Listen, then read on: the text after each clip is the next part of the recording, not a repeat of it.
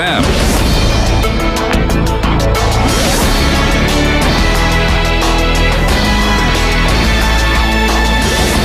Good morning. This is the News Wire. I'm Leah Ubaga. The lecturers' strike is on its fifth day today, even after the Employment, Labour and Labour Court suspended it and ordered for talks between the parties so as to resolve their differences. Education Cabinet Secretary Julius Ogamba has also ordered lecturers to return to work immediately, warning that those who defy the order will face a strict disciplinary action. Speaking in Mombasa, Ogamba said the government has released 2.5 billion shillings to address the lecturers' grievances. And court orders are supposed to be obeyed. Otherwise, you will be in contempt. And if you are in contempt, disciplinary action might be taken against you. So we are asking. We have done a lot in the sector. And we've agreed that all grievances can be discussed without us going on strike, which affects our learners. However, WASU members at the University of Nairobi and Maseno have dismissed Ogamba's call under the CBA agreement, saying the government is yet to implement it properly. Similarly, Ogamba said the government is conducting a nationwide survey of student numbers to remove all non-registered students from the NEMIS register. We are trying to weed out any perceived ghost students or ghost schools in our system.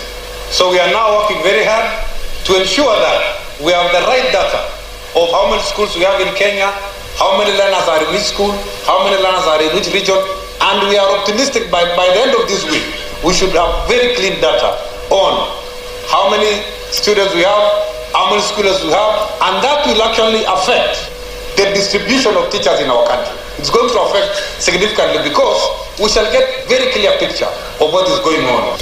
5 chiefs from Elwak and Mandera South who were kidnapped by suspected Al-Shabaab militants and held captive in Somalia for 62 agonizing days have finally broken their silence. Speaking at the Jukwaa La Usalama Security Baraza in Elwak town, the chiefs recounted their chilling ordeal at the hands of the militants. They are now appealing for financial support and trauma counseling, while also backing the government's plan to arm and train local administrators in frontline counties to confront the terror threat head on. Sisi tunafanya patroli kila wakati, tunatembea iko na sala pamoja na askari yetu na KBR yetu, ndio sisi tunatembea kila wakati. Wale maharamia wanaangamisha watu wetu, sisi tunataka kuangamisha, tutaendelea kuangamisha ikipata salata. Tunakanyaga na 20 km, 30 km, 50 km, tunaenda kuangamisha. Tuko na tayari kuangamisha hao kama tunapata sala. Interior Cabinet Secretary Kipchumba Murkomen has pledged state commendations for the 5, hailing them as heroes who served on the edge of danger. Wale machifu walikuwa wanaenda safari ya mkutano ya rais na wakakuwa abducted kwa njiani na adui. Ninawapatia tena pole na ninasema katika mwaka huu our chiefs wote watapata state recognition. Watatambuliwa na serikali kwa sababu ya ujasiri wao ya kupitia mashida na bado wamerudi kufanya kazi. We will give them head of state commendation kwa ile sherehe itafanyika mwaka huu. A group of human rights defenders have moved to court to sue the government over the Hillside and Barasa Academy fire, which claimed the lives of 21 learners. A petition filed by the Kenya Human Rights Commission, the Elimu Bora Working Group, and a section of the parents listed the Attorney General, Education Cabinet Secretary Migoso Gamba, and Hillside and Barasa Academy proprietor David Kinyua among 8 respondents to the case. In the petition, the group is demanding for justice and compensation. The group is seeking the court's intervention in compelling the government to charge its officers who failed to ensure the safety of the boys. These are key stakeholders in this matter, but they have been relegated in a matter that is all too important to them. So we are putting them at the forefront because justice needs to be served for them. So we are hoping that after this case kicks off, there will be lessons for other schools. We're hoping that administrators and directors of schools can ensure safety and security and the health of learners. Can this fire be the last one? Remember to continue enjoying the EPL marches across our radio stations. That is Berur, Radio Maisha, and right here on SpiceFM. That's the News Wire. I'm Leah Ubaga.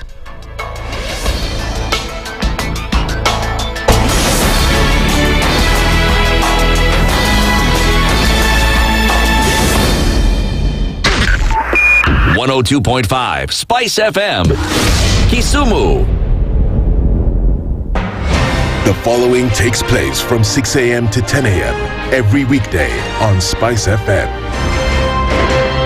If we just gloss over issues and hope that time heals, then we might find that in generations to come, we might be back at the same situation. And the whole thing is born of stolen elections. Spice. When it comes to the decisions you make, you must be independent. There's no way you can allow one institution to dictate to you how you're going to conduct your operations, how you're going to decide cases. It's a no. When you weaken the institution to the point where they cannot take action, then you realize that politicians have to come up and now start dealing with the issues. That conversation has to die. Our politicians do not like the hard stuff. We must insist on the path of doing things right, whether popular or unpopular. Money changes hands. That is a fact. If you have political goodwill at the highest top, like in Rwanda, then corruption will be an issue of the past. If you don't have political goodwill at the top, we will pass laws, we will amend laws, we will continue passing laws and re-amending laws, and nothing will happen. This is the Situation Room, the only way to start your day. In this country, 6 families and 8,000 Kenyans control 90% of the GDP. We are not a country, we are a plantation. We work for Ruto. When you're telling the judges court orders are papers or they will not obey court orders, they're sitting and you're seeking orders from them. So how are they supposed to interpret it? Isn't it an oxymoron? When you see a judiciary that seems to be under some control somewhere, you start questioning. We have very powerful governors, but they don't use their offices to serve the people. If you are not shameful to do what you are doing, why should we protect you? I'm human. Everybody's human. So when you're told, kuja tuongee, I mean, you'd be a fool to say, staki kuongea. Conversations have to be had, you know? People in leadership should only go into leadership if they are ready and willing to change the lot of the people. The Situation Room, Kenya's biggest conversation. One of the things that are ailing our country is negative ethnicity. You find you as a state officer, instead of thinking as a Kenyan, you think like a tribal person. Let me tell you something. The biggest problem we have had in this country is a leadership deficit. There is nothing that you are going to do in the process of change if you are not a risk taker. So you really have to pursue your vision to a logical conclusion and even be ready to step on people's toes. When it comes to the economy, you can run away with it. They say statistics are like bikinis. They reveal a lot, but they conceal the vitals. And so government people would throw statistics at you and tell you they're revealing a lot of information to you, but it's really concealing the real vitals. We need to get out of that, because when we want to grow our democracy, one basic thing that really requires to be understood by the political class, by all of us, is institutions are critical. This is the Situation Room, the only way to start your day. Good morning, and I love your show. Thank you. Having come from a Kikuyu radio background, I migrated to Spice because of the content. I was born in a slum, but somehow I got a break in life. So sometimes when you see the sweating coming out because of the passion and whatever it is, behind the noise, there are people, and we share the same umbilical cord. It shouldn't be like that. I am so disappointed. We used to tell Honorable Raila Amolo Odinga that he's doing politics of conmanship. And even President Uhuru Kenyatta, serikali hii ndio iko na conmanship ya hali ya juu. You cannot promise people that you reduce tax, then you double. In politics, there is the issue of trust. For you to turn around and then stab the same people who gave you that trust, there is no other level of dishonesty. Imabo, utaona dunia tu. The Situation Room, Kenya's biggest conversation. If we just gloss over issues and hope that time heals, then we might find that in generations to come, we might be back at the same situation. And the whole thing is born of stolen elections. Spice. When it comes to the decisions you make, you must be independent. There's no way you can allow one institution to dictate to you how you're going to conduct your operations, how you're going to decide cases. It's a no. When you weaken the institution to the point where they cannot take action, then you realize that politicians have to come up and now start dealing with the issues. That conversation has to die. Our politicians do not like the hard stuff. We must insist on the path of doing things right, whether popular or unpopular. Money changes hands. That is a fact. If you have political goodwill at the highest top, like in Rwanda, then corruption will be an issue of the past. If you don't have political goodwill at the top, we will pass laws, we will amend laws, we will continue passing laws and re-amending laws, and nothing will happen. This is the Situation Room, the only way to start your day. Good morning, and I love your show. Thank you. Having come from a Kikuyu radio background, I migrated to Spice because of the content. I was born in a slum, but somehow I got a break in life. So sometimes when you see the sweating coming out because of the passion and whatever it is, behind the noise, there are people. And we share the same umbilical cord. It shouldn't be like that. I am so disappointed. We used to tell Honorable Raila Amolo Odinga that he's doing policy of conmanship. And even President Uhuru Kenyatta, serikali hii ndio iko na conmanship ya hali ya juu. You cannot promise people that you reduce tax, then you double. In politics, there is the issue of trust. For you to turn around and then stab the same people who gave you that trust, there is no other level of dishonesty. Imabo, utaona dunia tu. The Situation Room, Kenya's biggest conversation. In this country, 6 families and 8,000 Kenyans control 90% of the GDP. We are not a country. We are a plantation. We work for Ruto. When you're telling the judges court orders are papers or they will not obey court orders, they're sitting and you're seeking orders from them. So how are they supposed to interpret it? Isn't it an oxymoron? When you see a judiciary that seems to be under some control somewhere, you start questioning. We have very powerful governors, but they don't use their offices to serve the people. If you are not shameful to do what you are doing, why should we protect you? I'm human. Everybody's human. So when you're told, kuja tuongee, I mean, you'd be a fool to say, stagi kuongea today. Conversations have to be had, you know? People in leadership should only go into leadership if they are ready and willing to change the lot of the people. The Situation Room, Kenya's biggest conversation. In this country, 6 families and 8,000 Kenyans control 90% of the GDP. We are not a country. We are a plantation. We work for Ruto. When you're telling the judges court orders are papers or they will not obey court orders, they're sitting and you're seeking orders from them. So how are they supposed to interpret it? Isn't it an oxymoron? When you see a judiciary that seems to be under some control somewhere, you start questioning. Mature, intelligent talk every morning. Spice up yourself. Mornings done right. 94.4 Spice FM, Nairobi. Imagine. Imagine Wednesday. Sema tena. Imagine Wednesday. Well done. Imagine it's Wednesday, and here we are. Good morning.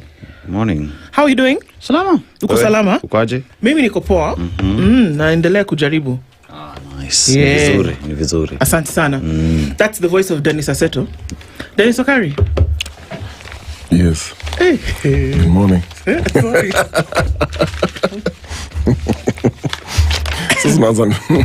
Naanza tu kucheka na nini. My morning is good. Yes. It's going to be an awesome great day. Nilikula keki ambayo inaitwa Joy. Joy in your heart. Hapana. Keki hiyo ligulwa. Hapana. He knows what I'm saying. Yes. So you have joy all the time. Okay. I have some joy down in my heart. You always do. Dennis always has joy in his heart. Yes. Okari. His wife is called Joy. Yeah. Literally. And I bought cake called Joy. Called Joy. Today in the morning. As for time, I need to leave the studio now. The stars have aligned. I shouldn't be here. Yeah. Properly. The stars have aligned properly. You guys are good? Good. Not bad. What is happening around the world? Where? It's like one. Deep into the night, waking up in the morning. I know. Something. You know, we need to do. Remember Dunia Wiki? Hey, that thing was sad. Oh. Yo. Dude has no idea what Dunia Wiki. So Dunia Wiki was a very, very serious. Oh my, it's so nostalgic. It was a magazine. It was like what? So it used to come on KBC or KBC TV. Okay. And then it had these two presenters. At one point there was Ngulam Waviro, Kamistemo. I'm trying to remember the other names. So it was like a magazine news roundup all over the world. Right. My God. We didn't have CNN then. So that's the closest we could get to know what's happening in Russia or USSR or whatever. Congo, Rwanda. South Africa. Oh my God. So was it just sad stories, or are you guys saying? No, not really. It was just my God, all because it was like the big news stories happening. like all what over you the hear on the world. BBC on Sunday, for example. Yes, exactly. Oh, okay. So today I woke up with that same feeling, like, oh my God, what's happening in the US? What's happening in with schools in Asia, Philippines? Yeah. Crazy. I know, all at once, and it's all happening. You sleep, you wake up, and you're like, were we not just here? And things are going cray. They really are. It's interesting where the world is right now at the moment. Are you ready to go home? Home. If it is ending today, you're ready to go home. This world is not my home. I'm just a one more day. One more day. I'm telling you, it is kind of crazy, but this is where we are, and this is what we do. But it's necessary for us to be in the moment, present, and do the best that we can with what we have moving forward. And part of that is why we have conversations. We are here this morning. Good morning, everybody. Dennis, Ndu, and Dennis with you today. It doesn't matter whether you go left or right, it'll be Dennis, Ndu, and Dennis. And that's how we're doing on the Situation Room this morning. Good morning. It is Wednesday. It's the 24th of September, and we're getting into it proper. Today, EVE is in blue. Yes, she is. Good morning. And she's next to Sally, and then there's Frank, and then there's who else is inside there? Can't even see because the shadows. Good morning. Oh, Sally's back. Where did she go? I haven't seen her for like what? Ages. She has not been lurking in the shadows. Oh, okay. Yeah. She has not been lurking in the shadows. Okay. She has been coming out and presenting herself clean and clear. I can't see. Is it me? My eyes are open. There are some dark men walking around in the background. I can't see clearly. That guy's Oh, I'm watching steamer. Mambo, Abbas. Mambo number 5. Mambo. Good morning, everybody. Okay, now you can switch off the lights because we can see everything. And Christine, today. Mbona mnapenda giza? Simwashe tu steamer. It's supposed to be dark. Eve has said no lights. Have you guys seen Christine today? She's in fine form, I'm telling you. Hello. Okay, well, Christine making things happen. Everybody, good morning as we get into it. And then there's Sugar. Sugar hosts the show on Radio Maisha in the morning, and he's come singing today. Have you heard him sing? It's some good stuff. Sugar should come and join us one morning, or we should go say hello to them on the Maisha side. I just drag him now. Just bring him here and tell us a thing or two. We just switch you go there, they come here. We cross over. And then there's Sam and I mean, we see him sometimes on, he of course is in the news, and he always says, good morning, how are you doing? And then he says, hapo ndio Kiingereza imefika. It's a lot of fun getting things together in the morning here. And our audience on KTN is here as well. Good morning. As we get into things, our live streams are up on YouTube, Facebook, and on X. As we get into it, let me tell you the conversations that we shall be having today. Sawa. Unga is going on, and not the unga that you ate jana with mboga, but unga being the United Nations General Assembly. It goes on until Thursday, which is tomorrow, and then they have the closings on Friday, and then everybody gets to go back to where they have come from.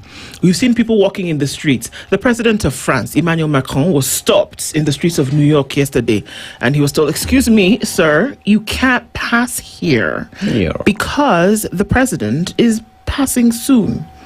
And so he was trying to call his guys. You know how you know a guy? He didn't know a guy in New York, apparently. No, he actually called Trump. He called Trump and said, "Excuse me, these guys are saying I can't pass because you're passing." His guy now was Trump. Yeah, so things are happening in New York. And one of the things that we're looking at is Kenya's voice at the United Nations. The Security Council veto power to make decisions about certain things. And it's a big boys club, and only certain people can say, we say yes or we say no. It's necessary to have African countries and countries from the global south, as it were, represented on this council as voting members, not just flower girls who sit and make the thing look pretty, but as voting members. And so Dr. Hassan Hanenje is the director of the Horn International Institute for Strategic Studies. He'll join us in the presence of Ahmed Hashi, who's a foreign policy expert. We're going to be talking about Kenya's voice at the UN, from Haiti to global justice. So those will be some of the conversations that we have with these two gentlemen at 7. It's Wednesday, so we will have the Spice Baraza as well, and we'll be looking into political turntables. Things have been whispered, things have been said overtly. What is it, and what do the people have to say? Dr. Juliet Gathoni Kimemia is a leadership and governance expert. She joins us for the lead on that conversation, of course, in the presence of our Spice panel, Bungela Wanainchi. We'll have that conversation with them and you all today between 8 and 10. Let's look into the political swing of things, and that's what we do on the Situation Room this morning. So karibu everybody and welcome. Let's get into the conversation proper, and let's see what then is in store. Sawa sawa, all right? We're still in Cote d'Ivoire. Yeah. First time I went to Cote d'Ivoire, I was 3. It was fun. That was the first You went time. to Cote d'Ivoire at 3 and you remember at 3. Yeah. So you remember things you're doing at 3? That was not the last time I went. It was the first time I went. Oh, first time. First time I went, I was 3. I just remember that the hotel had really nice vanilla ice cream. You remember the taste of vanilla ice cream at 3? Yep. You have memories when you're 3? Yep. Okay. At 2? No. Huh? No, not 2. I remember I remember interesting things about my childhood. I remember when I turned 5, I had a cake in the shape of a butterfly. And you know the middle part of the butterfly?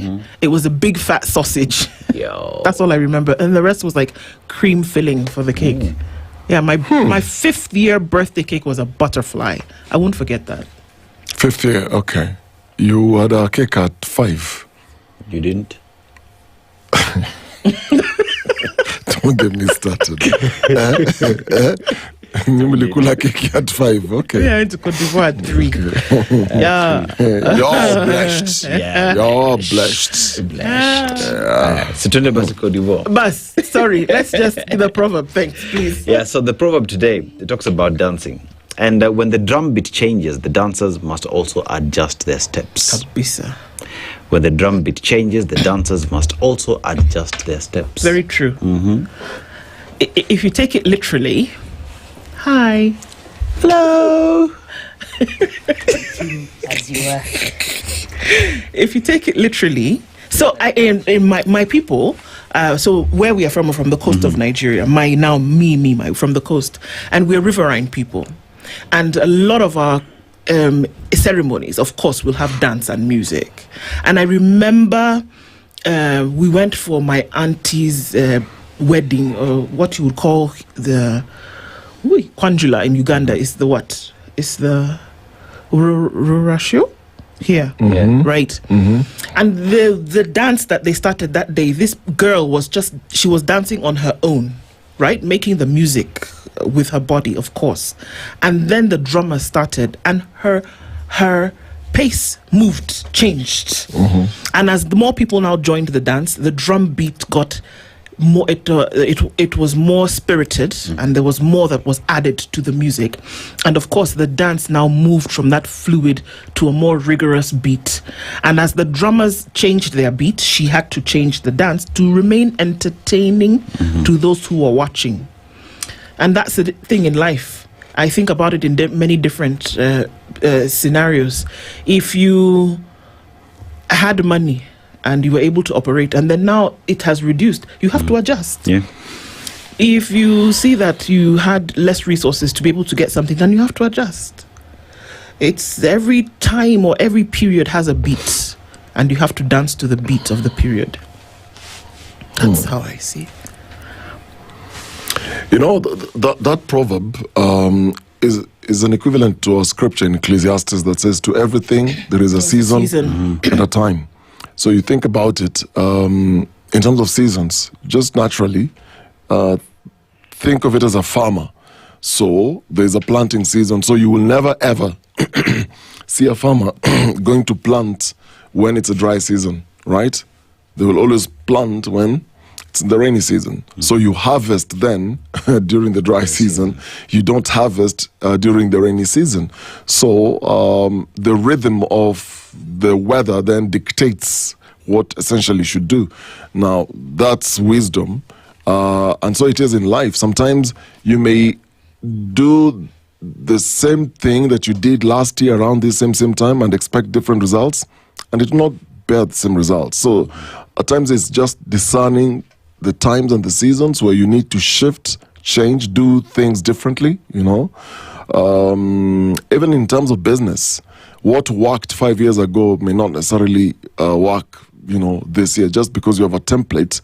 If you're stuck to using the same thing over and over and over again, seasons come, seasons go, and you're stuck in the past. Yeah. So it's all about adapting to new things. But the proverb will not apply to Mzungus. Mzungus, the same beat, Lingala beat is the same beat with the techno, is the same beat with the reggae, it's the same beat with slow jam. It's the same thing. Even now, they're dancing to tomorrow's song. Yes. So if it's music, it won't make any sense to them. Okay, not music and Mzungu dancing. Achana and I. That one is constant. It's like wamepigwa shock. Yeah. They jump, they move. They have no flex at all, so... Do you dance? I dance. You do? Oh man, Okay. I dance. Even Aseto dances. I do. Actually, I do. I think he even won a competition or 3 I do. at some point. Entire high Why school. are you looking at him like that? Yeah. Yes. Entire high school, I was the best dancer. I have certificates to show. Best dancer, certificates for best dancer. 4 years straight. What are you dancing to? Music. What You do you want to dance try? to? No, maybe traditional old songs. No. No. Were you wearing a sisal skirt? Wow. Here we go. But I was a soloist once. I went all the way to the national, so yeah. So you even sang? Yeah. Wow, you can sing, you can dance. And I can play basketball. And you can play basketball? Yeah. Forward. I was a basketball coach. Okay. So you can play basketball or you can just coach? No, I was playing. Then I decided, let me coach. Okay. Yeah. What sport do you play, by the way? Basketball. Basketball. And I you swim. play basketball? Yeah. Oh, and you swim? Yeah. Can you swim? No. Yeah, we can the say first time I saw a lot of water was in Mombasa. When I was going to work in Mombasa. Yeah, and you're doing investigative journalism. Yeah. See, I ever told you a story of how we were going to Wasini Island and I thought I was going to die. Yeah. People are throwing up and everybody, I started praying like, okay, so I left Nairobi, I came to Mombasa, Majit and Yua. Yeah. I'll not interpret it today. You guys have done a good job. Oh, thank you so much. Thank you so much. We Okay, really Aseto the appreciate it. dancer. Aseto, now you know he's not going to let that go, right? It's okay. Okay. You still dance today? Oh, eh? here we I do. go. I actually did a lot of that Okoh, Nawazungu. Oh, And it With felt his really friend good. from Burkina Faso. And it felt really good. He has a friend from Burkina You have a Faso. friend from Burkina Faso? Yeah. Okay. She's called Stevie. She's called? Stevie. She's called Stevie. Stevie. Steve. Stevie. Stevie. Okay. Why are you guys confusing me this morning? This conspiracy. Okay, she's called Stevie. Okay. You know, today you have to ask questions, so I don't know. Yeah, she's called Stevie. Yeah. It's your facial expression.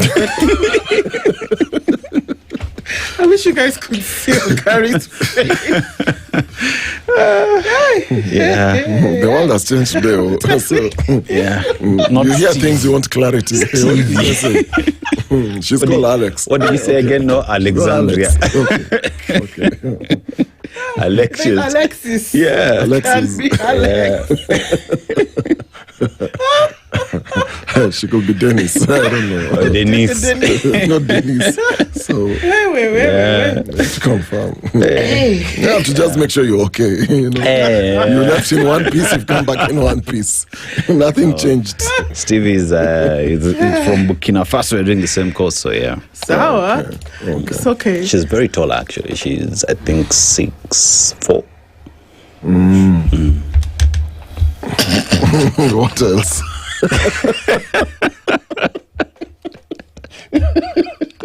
Give us the fun facts. Yeah. Oh, she's also a dancer, you say? Who? Stevie? Yeah, she can dance. Okay. Yeah. She's a dancer. She's a good dancer. No further questions. I'm even crying, so wait. Yeah. Okay, thanks for that. Hey, really appreciate it. Yeah. Hey, so guys, people are in the room this morning, hatujasalimia watu, but we know that you're here, so very, very good morning to everybody tuned into the room this morning. It is just another political tongue twister from Rao, is it? Ndu, ask Okari. In whose interest is this Rao pronunciation on presidency 2027? In whose interest? Yeah. His own interest. Okay, thanks. Vince Chipatuka is tuned in this morning and says, hello, Spice family. Tuned in today from Zambia. So, you know, Robert Bogo is in Mombasa this morning and says, good morning. And also saying a very good morning. Good morning, people. Wish you a happy day today, says Toka, baby. Okay. Rogers Nyanke tuned in from Voi. Good morning from Mombasa, Peter Kiarie says. And Leo says, hello, Princess Ndu, Dennis, and Aseto. The speech is at Unga. You left wondering which country is being talked about, or you live on the other side of so that Trump country. was stuck on an escalator. Yes, he was, apparently. And he picked, and they had an issue with that. Yeah, to be stuck with your wife in an elevator is not something you want to be happening when the world is in New York. And if it was not for the great shape of Melania, and his great shape as well, they would not bad things could have happened. Bad things would have happened in the lift. Isaac Ali says, good morning, DND. She's already here. And he's making faces. Oh my God. Yeah. Gotta love him. I say today it's the other day. Wait. Jeffrey says, good morning. Issa Kale is waving. My prince says, good morning, everybody. When ODM says they'll have a presidential candidate in 2027, what are they really saying? What they're really saying is renew your monthly subscription or switch sides, or we switch sides. Wow, there you go. Hisa Daniel says, good morning. Christina A is saying good morning as well. Chiboli is Shakaba tuning from Maryland in the USA. Hello, cousins. Sister, good morning. Agola. Dan Stilagat is tuning this morning. Aseto, Okari, and Chebabe. Who is that? They've said Aseto, they've said Okari, and Chebebe. Chebebe is you. Correct. Yeah. Okay. Let's just keep it moving. Bwangi Juma says good morning. Tuned in is Tibbs Muge as well. Kirwa Kipchirchir is here as well. Duke FX, good morning. Patriots, the Senate have a bill today that will affect our food sovereignty. And there is a food security discussion going on right now. Isaac Dorito is tuning from Luxembourg. Good morning, says Erica War. Super morning, everybody. The best of the rest. Keep up the good work, Asante Sana. In this country, when you get abducted, you get state 8 recommendation. Isa, good morning. Tuning from Sotik is Sir Brian. Jamani, Aseto doesn't know about Dunia Wiki. He does, Bwana. He said he does. Pan-African Kenyan is tuning from Nairobi. Tibbs is saying, who's in charge of the escalators at the UN? Well done. Good morning, Ndu and the Dennis is watching this morning from Vaughan, Ontario. This is Paul Njeri. Good morning to you. Yes, of malfunctioning elevators.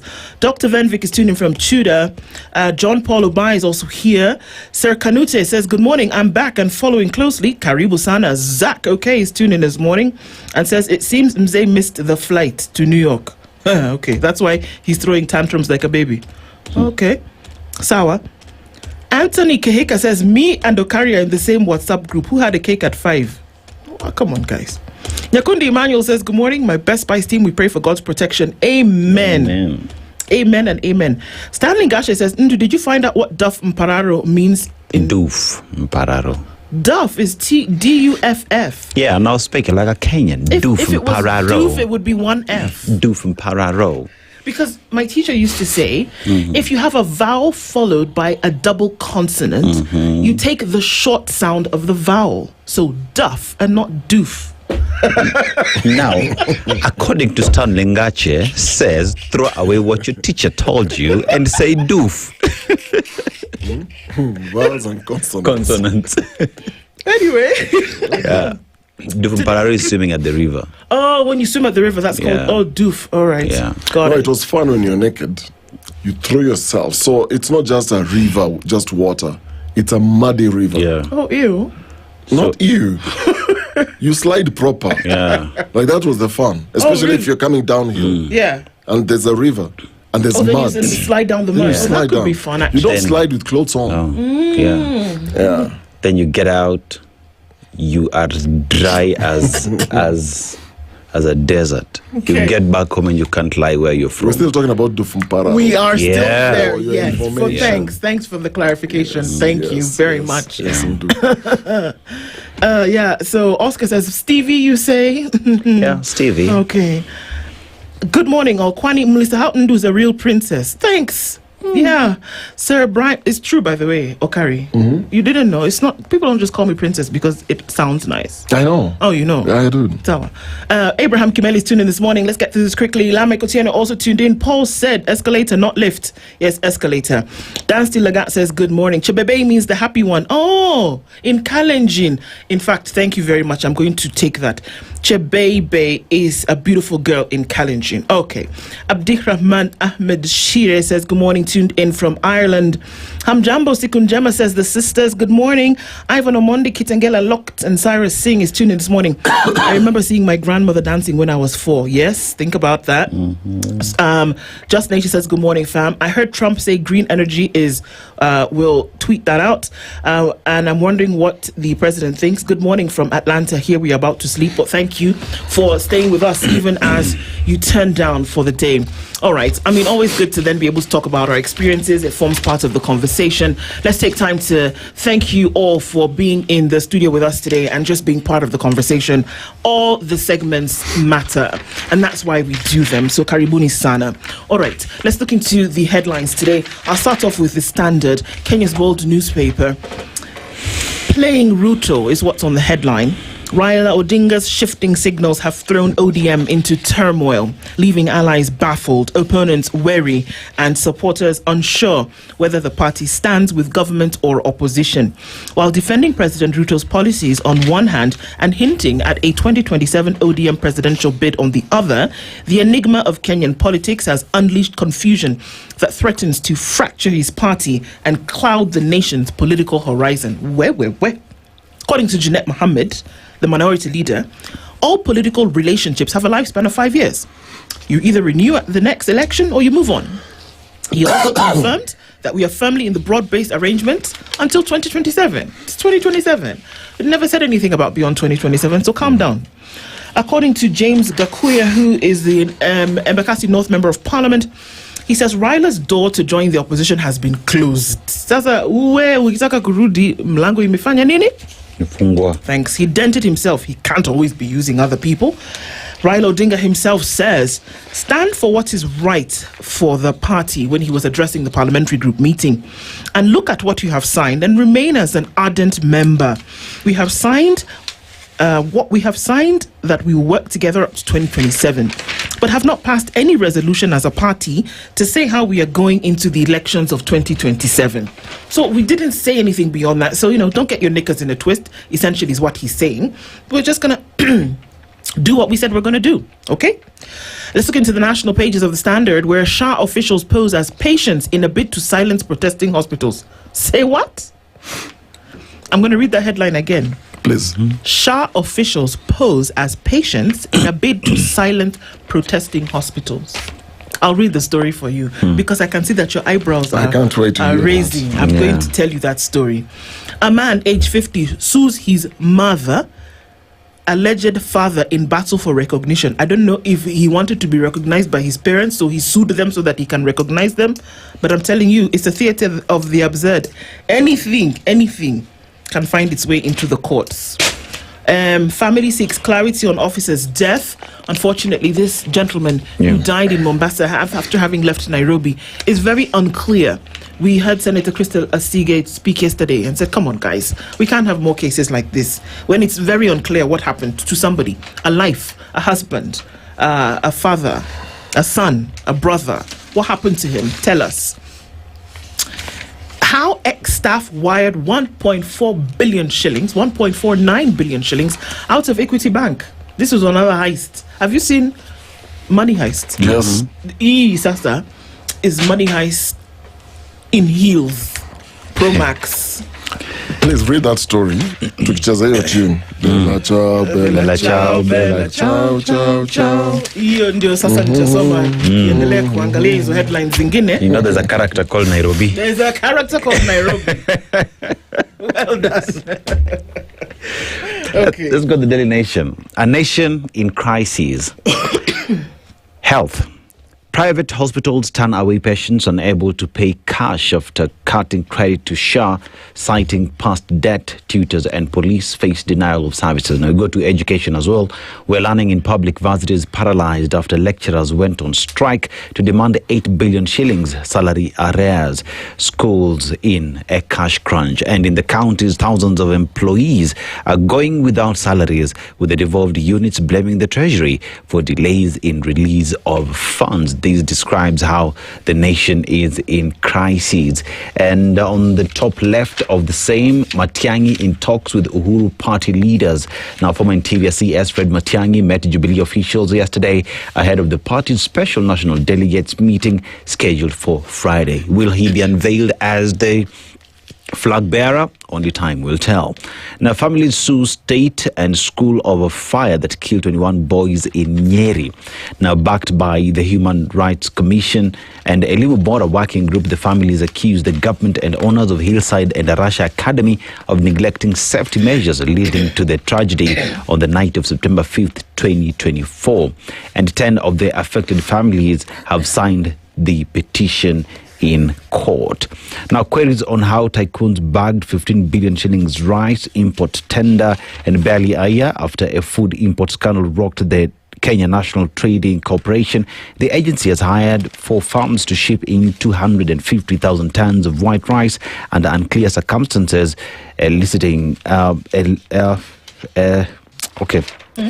bowing out of 16 others that were initially contracted. Those are the stories that are making headlines on the Daily Nation. Okay, right. Let's look at the Star here. Just flipping through the pages and plenty of stories. So the headline is still on Raila as well. How Raila is plotting for 2027 top race. Backing UDA without power sharing deal could hurt ODM. There's a picture there of President William Ruto, Prime Cabinet Secretary Musalia Mudavadi, and Canadian Prime Minister Mark Carney on the sidelines of the 80th session of the UN General Assembly in New York. Kenya, US back gang suppression force in Haiti. How IPOA plans to deal with human rights abuse by cops. And farmer grabs 2,000 acres of, do you say Egerton or Edgerton? Well, it depends. If you've just come from the UK, like the gentleman to my left, yes, you say Edgerton. Edgerton University. But if you are from Molo, it's Egerton. So farmer grabs 2,000 acres of Edgerton varsity lands. So Kenyans to enjoy free park entry on Saturday. Now this Saturday, Kenyans will enjoy free entry into Kenya Wildlife Service managed parks for free. Only on Saturday? Yes, it's only on Saturday. Ah, okay. This Saturday. Simkwata na shukrani. Oh, sorry, thanks. Even that one day. You want a whole week. Now, it's because Tourism CS Rebecca Miano announced the move, saying it is part of honoring United Nations World Tourism Day. Okay. That's the reason. Okay. So to honor this significant occasion, I'm thrilled to announce that the government of Kenya is offering free entry to all Kenyan citizens to visit Kenya Wildlife Service. Wacha unaona vile kutaja. So in light of increasing incidents of alleged police abuse of power and human rights violations, the Independent Police Oversight Authority has rolled out an elaborate effort to ramp up its activities, acquire technology, and align policing with human rights standards. According to its strategic plan, the authority wants to launch an aggressive fundraising from development partners to reduce reliance on the exchequer. And hapo ndio kuna kuanga na shida. ODM enters a make or break moment today as it conducts primaries in key strongholds, with the exercise touted as a potential trigger for internal revolt if mishandled. Party officials in orange bases, especially in Nyanza, are on high alert, with aspirants and supporters warning against bias and backroom deals that have haunted ODM primaries in the past. Trust me, it's not going to change. You watch this space. Sini leo? Leo jioni, kesho by Friday. Mtasikia story. So, the details have emerged of a mystery farmer who holds about 2,000 acres of Edgetown University for maize production. An audit established that the beneficial owner is not known and the value is not disclosed, creating ambiguity over who controls the land. The revelations were made in a new report which has flagged multiple public universities sitting on billions of shillings worth of land and assets with no proof of ownership. Auditor General Nancy Gadongo said at least 12 institutions lacked title deeds, lease agreements, or transfer documents for properties valued at 19.5 billion. Come on. The situation has left the institutions highly vulnerable to grabbers, encroachment, and mismanagement. So the audit points to a culture of negligence and poor asset management. And that's why you have this person who is not known who owns 2,000 acres for maize plantation. So we have ghost owners of land. Even the land has ghost owners. Yeah. Okay. Yeah, it has ghost maize. So in other words, like this studio, we can later say somebody actually owns this desk. Hatujui ni nani, and we don't know the Come on, even if it's to write a script, how do you do that? It's so obvious. Okay, so there's a story here, and this is affecting especially young people, and this should be a concern. The younger generation in Kenya is increasingly suffering from heart attacks, with experts raising concern that lifestyle changes, stress, and non-communicable diseases are fueling an unprecedented rise in these cases. So more young people are suffering heart attacks, and the country is ill-prepared, with too few cardiologists to handle the growing burden. What are we talking about when we talk about young people? What age are we looking at here? Well, the assumption is we're looking at the Kenyan more than 20 years, between 20 and 40. Because non-communicable then is diabetes type 2. We're looking at... We have young people having diabetes now. And hypertension. Yes. Hypertension, ulcer, heart issues beyond high blood pressure. That is quite a worrying thing, because a lot of these diseases are said to be stress related. Yes. That the oncoming of them, we will have an element of stress there. Also, then, if you want to look into mental health as well, that seems to be affecting quite the number of young people. It's unbelievable, who are on medication for psychological and psychotic issues is crazy. You would never know it because they're on medication to control things, but they are. All you need to do, just switch to TikTok. Yes. Late in the night, early in the morning. Scroll through, see what's going on there. That's how you will know. One, they're not sleeping. So there's a real insomnia issue. They're stressed. They're looking for money. And they're engaging themselves in activities that will otherwise just kill time. But of interest to this story, with the country's shortage and specialists, in Mombasa, there are only 5 cardiologists. Did you know that? Only 5 cardiologists against a population of over 1 million people. Mombasa has only 2 cath labs.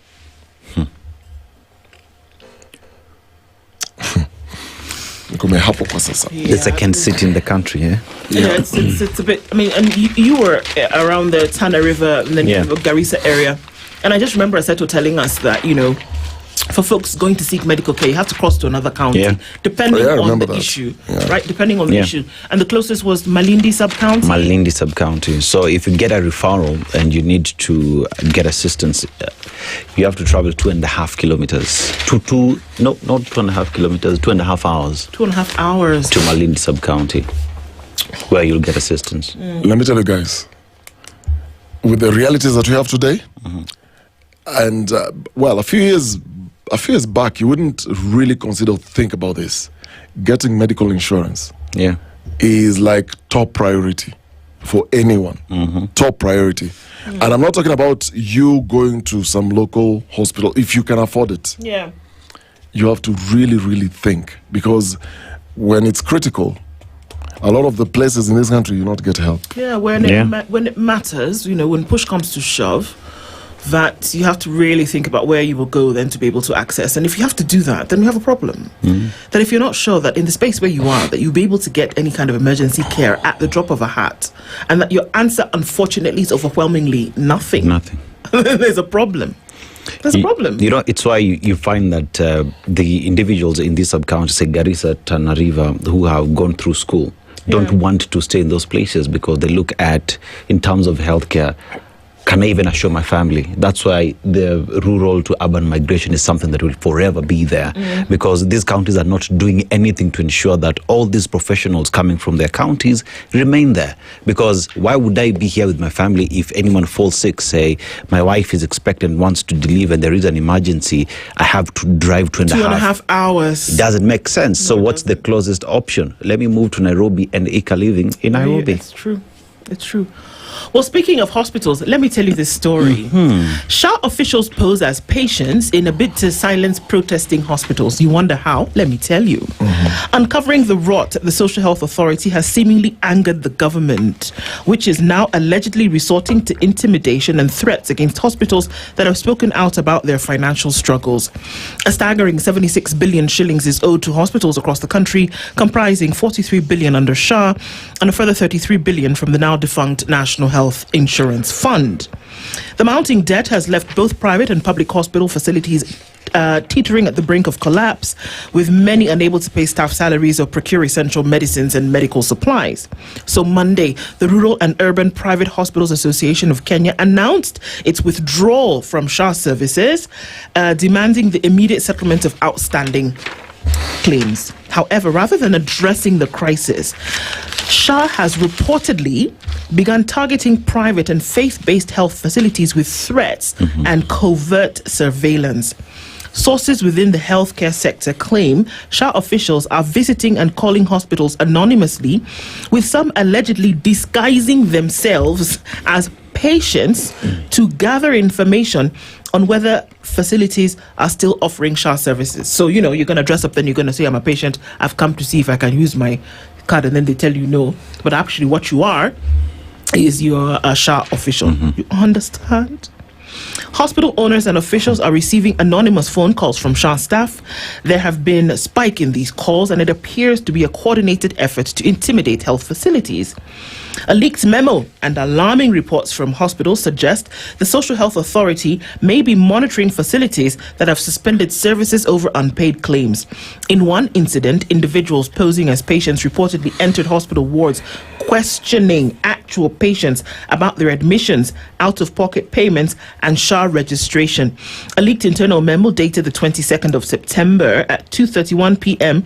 shows that SHA instructed county branch managers to visit all RUFA-affiliated hospitals and document whether they were still offering SHA services. The directive came just hours after RUFA publicly announced its withdrawal from the government scheme. All right, so I guess that's the way of finding information. I don't even know why they had to bother to do that, because RUFA made it very clear. You owe us money, pay us money, we're going to have to withdraw our services. Anybody who's coming here is going to have to pay cash, or they'll have to use their private insurance. So all this extra work that you're getting people to go and pose as patients, to go and find out if people are actually providing services, you're wasting your time. They're not. You're wasting your time. So why do that? Why instead of, this is the problem. So now somebody has these non-communicable diseases and has to have a triple bypass operation. So what you're doing in this case is that you're looking for an elastoplast to put over that part where it needs the bypass instead of dealing with the damn problem. True. You can even have a conversation with Rufa and say, you know what, guys, we owe you 43 billion shillings. Right now, we don't have 43 billion. But how about we start to phase these payments in a little bit? But the calling and the threatening and the espionage is espionage. It's unnecessary, because what are you doing? Is that you're frustrating an already, fractured situation. Just to have a conversation even. And you see, the saddest part is the government itself admits, SHA itself admits that they do owe these hospitals their money. And the roof has told them over time, we're just unable to move because we have our hospital, we have our bills to pay, we have debtors on our neck. And for us to continue offering services, people just have to pay because, again, the government itself agrees that healthcare is not for free. So if you want our services, pay from pocket or use a private insurance. So I don't understand why the government sees not the need to deal with the problem and gets into threats, because that is not helping the situation. If anything, it's just making it even worse. And I'm just wondering, so Dr. Masi Mungai is the CEO. Yeah. So this must come from somewhere. True. So these officials don't just take themselves, either the head of the department or somebody. They had a meeting. And when you go into government offices and you're having these meetings, Iko Chai, Iko Kahawa, there's a corner where they have snacks, mandazi, there are flowers on the table, people come in folders, and you're having a serious meeting. You're discussing SHA. And you come out of that meeting after an hour or 2, or maybe 3, and you're saying, okay, you know what, wewe jifanye, you have diabetes, go to this hospital. You Aseto, wewe jifanye, uko na blood pressure. Uko na blood pressure. Tafuta wheelchair ende kilimba. Wewe uko na kaswende. Oh wow. Stevie. You have Stevie disease. You go to this hospital and pretend you need medication. There are people who are sitting down thinking like this, and it's just somebody ridiculous. Sat down after a meeting and decided that the best action to take is to tell your people to pretend to be sick to go and find out if a hospital. Do you wonder why we will not progress? That's the best solution that you can come up with to solve this problem. You say you go pose as a patient.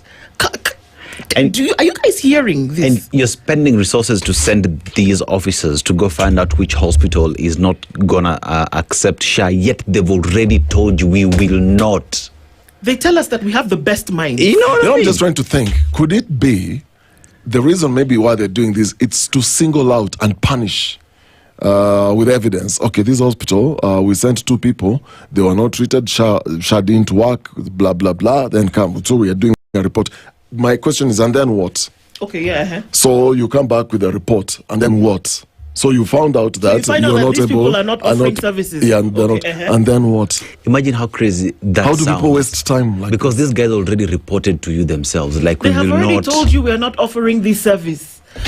My issue here is that all of you combined, if we combined everything inside, you people have more degrees than that on a thermometer. All of you. Then the best solution that you could come up with is go and pose as a patient and don't want to come up kweli wanafanya kazi alafu kuja utuambie, and then this is the best that you can get from the best brains out of a meeting. That guys, let's pose as patients to silence these hospitals that are protesting. Yet you owe them money. 76 billion as accumulated, and you admit that you owe them. Dawa ya deni ni kulipa. I don't understand. It's that simple. Dawa ya deni ni kulipa. And if you can't have a sit down and agree, if it's a phased out approach, pay it in phases. But espionage and threats will never work anywhere, because these doctors will just tell you it's like this. In fact, they will even tell you that phased approach we don't want. Pay us our money because it's services we've already delivered. You know what you are watching? You remember Vitimbi? Yes. I don't know why today I'm so nostalgic. In Vitimbi. There is nothing. We're not solving anything. But it's just, let's buy time. Let's keep coming up with things. We buy time until But you see, even as we do that, we're forgetting that there are Kenyans who are suffering, who are unable to access. No, Aseto, do they care? That's the problem. Do they take their own to That's these the hospitals? problem. Do they go themselves to these hospitals? These same guys in this leadership, they sneeze, they go to South Africa, Cape Town to a hospital. They go to Dubai, check themselves into an executive ward. Yeah, you need new glasses, you go to get Prada in Dubai. Yeah, they can afford. They go to Germany. Duh. Good morning, 7 o'clock.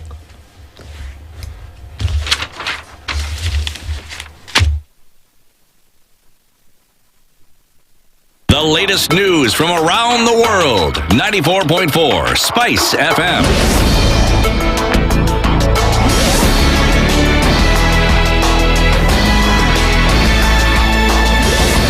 Good morning, this is the news wire. I'm Leah Obag. The Security Department has finally broken its silence on the mysterious death of Simon Waruya, a 26-year-old man who died inside the Central Police Station in Mombasa on Thursday last week. Coast Police Commander Ali Nuno has said that no officer will be spared if found guilty. A post-mortem report on Waruya's body at the Coast General Referral Hospital shows that he died of respiratory failure or lack of oxygen caused by a fractured neck bone after falling from a height. Warui's family continues with funeral arrangements after his body was transferred last Friday from the Coast General Hospital to Kenyatta Hospital mortuary here in Nairobi. They also continue to demand for justice. We're asking ourselves, we just want to know what happened to Simon so that we can get a closure to this. If you're able to get answers from whoever was involved, then we can seek justice for Simon. And nearly 8 years after the killing of a 6-month-old baby Samantha Pendo during the 2017 post-election violence, the trial of 3 police officers facing crimes against humanity charges will now be conducted in Kisumu. The Milimani High Court ordered that the case be transferred from Nairobi to Kisumu to ensure efficient evidence gathering, reduced costs and expedite proceedings in the interest of justice and public interest. The court also directed the National Police Service to provide adequate protection for witnesses and the accused during transport and hearings. At least 80 witnesses are expected to testify in the case. The case will now be placed before Justice Kimondo in Kisumu for further directions. President William Ruto has called on countries to take greater ownership of their health systems, warning that funding shortfalls have exposed weaknesses that put millions of vulnerable citizens at risk and strained progress towards universal health coverage. Speaking on the sidelines of the 80th UNGA in New York, Ruto said the withdrawal of donor funds had revealed systematic vulnerabilities, but also offered lessons for building stronger local systems. He explained that Kenya is deliberately moving away from aid dependence by investing in domestic solutions and community leadership. He stressed the importance of citizen involvement in health governance, noting that while legal frameworks may exist, their effectiveness depends on proper implementation. The Orange Democratic Movement will conduct party primaries from today to Saturday in order to select candidates for the November 27th by-elections. National Elections Coordinating Committee Chairperson Emily Awita assured all qualified aspirants of a free and fair process, reaffirming the party's commitment to credible leadership. Detectives from Kilimani Police Station are currently probing the mysterious death of Zaituni Kavaya, a 54-year-old woman and resident of Kibra. Kavaya had been contracted for laundry work on the 5th floor of an apartment building located on Mupunga Road in Kilimani. 5 suspects from a family of Sudanese origin have since been arrested and are being held at Kilimani Police Station. And Kavaya's family from Kibra is mourning after their mother died under suspicious circumstances circumstances while in the hands of her employer, who had summoned her for cleaning duties. According to court documents presented during the suspect's detention hearing, the incident allegedly stemmed from a dispute involving a missing sum of money. However, the family of Zaituni disputes this claims. The family says when they went to collect her belongings at the DCI office, they only found 160 shillings in her purse, slippers, a dress and rubbers. Postmortem results from Nairobi City Mortuary revealed that Kavaya died from multiple injuries inflicted by blunt force trauma. And finally, striking lecturers have been urged to return to work today, failure to which they'll face disciplinary action. Education Cabinet Secretary Julius Oganda has also ordered them to make sure that they report to their stations, further saying that the government has released 2.5 million shillings to address their grievances. And court orders are supposed to be obeyed. Otherwise, you will be in contempt. And if you are in contempt, disciplinary action might be taken against you. So we are asking. We have done a lot in the sector, and we've agreed that all grievances can be discussed without us going on strike, which affects our learners. That's the Newswire. I'm Leo Baga, and remember to continue enjoying the EPL matches across our radio stations. That is Verur, Radio Maisha, and right here on SpiceFM.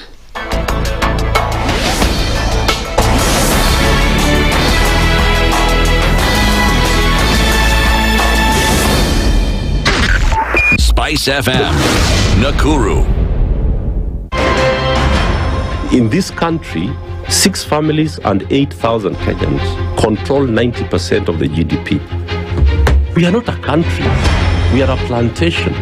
We work for Ruto. When you're telling the judges court orders are papers or they will not obey court orders, they're sitting and you're seeking orders from them. So how are they supposed to interpret it? Isn't it an oxymoron? When you see a judiciary that seems to be under some control somewhere, you start questioning. We have very powerful governors, but they don't use their offices to serve the people. If you are not shameful to do what you are doing, why should we protect you? I'm human. Everybody's human. So when you're told, kuja tuongee, I mean, you'd be a fool to say, staki kuongea today. Conversations have to be had, you know? People in leadership should only go into leadership if they are ready and willing to change the lot of the people. The Situation Room, Kenya's biggest conversation. One of the things that are ailing our country is negative ethnicity. You find you as a state officer, instead of thinking as a Kenyan, you think like a tribal person. Let me tell you something.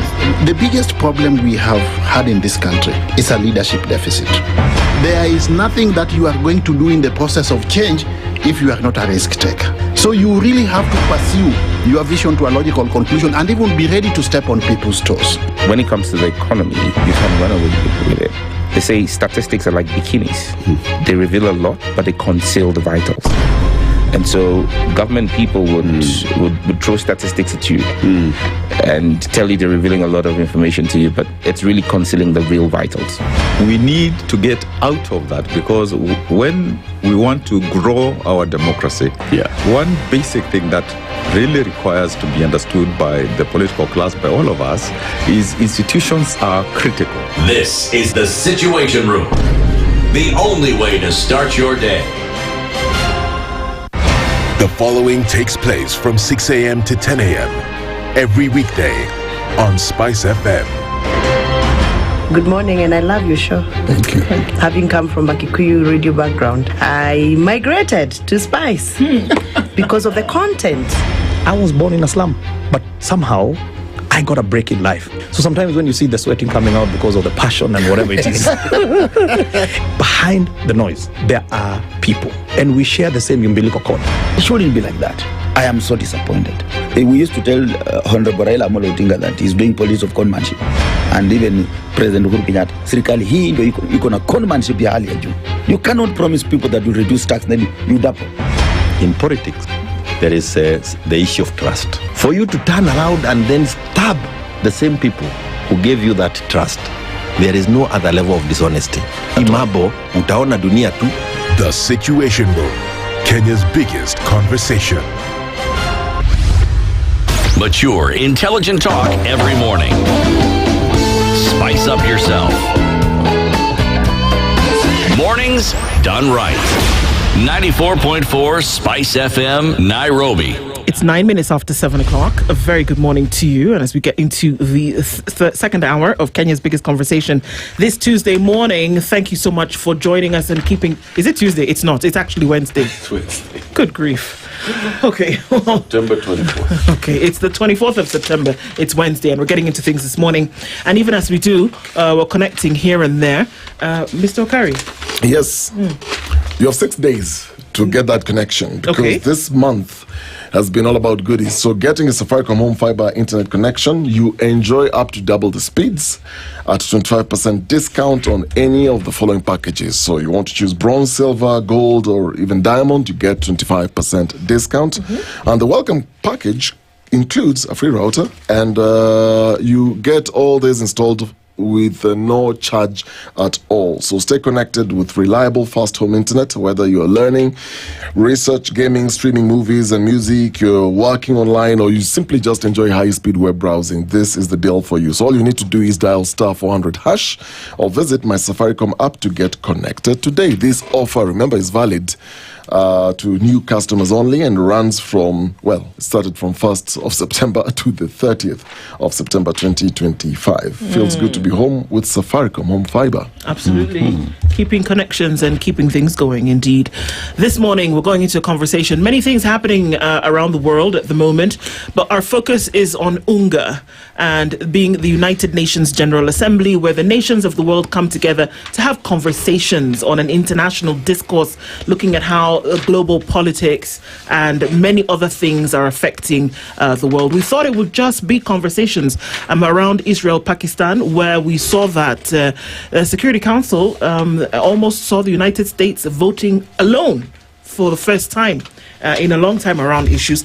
That and many more we'll be talking about this morning. And joining us for this conversation, Dr. Hassan Hanenje is the director of the Horn International Institute for Strategic Studies, and he is with us again this morning. Good morning, Prof. Good morning. How are you? Very well, thank you. How are you doing? Fantastic. Good to have you here again. Happy to be here. As we look into some of these things. Yes. He's had his coffee. Ahmed Hashi is a foreign policy expert, and he also joins us this morning. How are you? I'm fine, okay. You're fine? I'm very happy to be here. Uh-huh.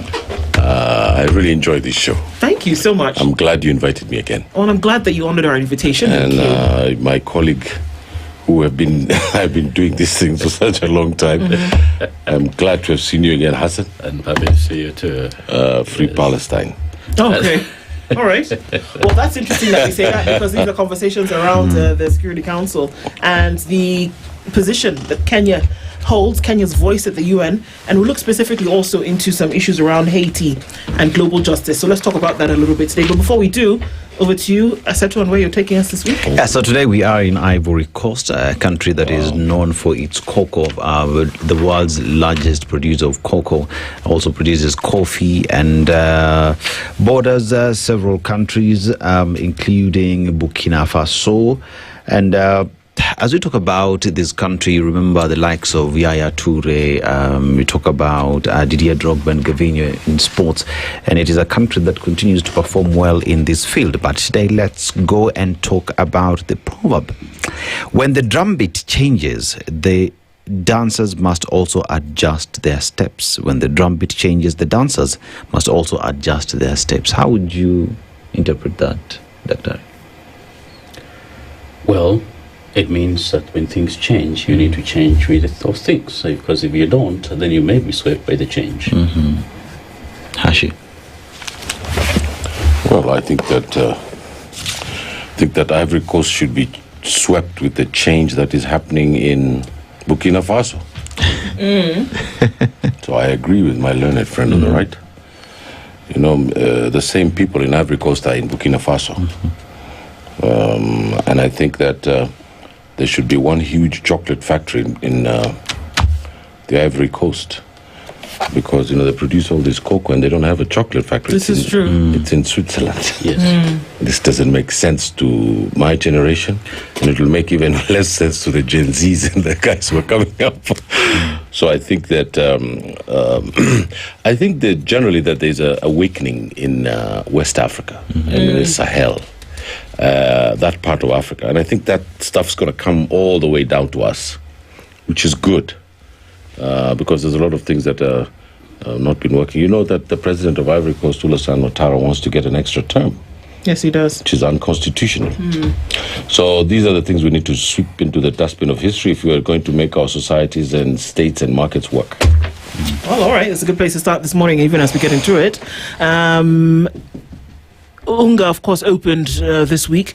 There was a lot of on-the-side conversations before the assembly opened on Monday. And so over the weekend, as world leaders were starting to gather, of course, the chatter on the ground already was that in terms of the composition of the Security Council, there is still the conversation around how more nations of the global south need to be involved or made part of the Security Council, and not just as flower girls, but as actually voting members of the Security Council. Let's start off with there, because the president of Kenya actually said this. He said, you know what, come on, we need to look at how the Security Council is composed. Why do we say we have a United Nations if there are only certain countries who then have veto power when it comes to decisions made around global politics? Let's start with you, Dr. Haneje, and ask the question, where are we with that conversation? What does it kind of look like?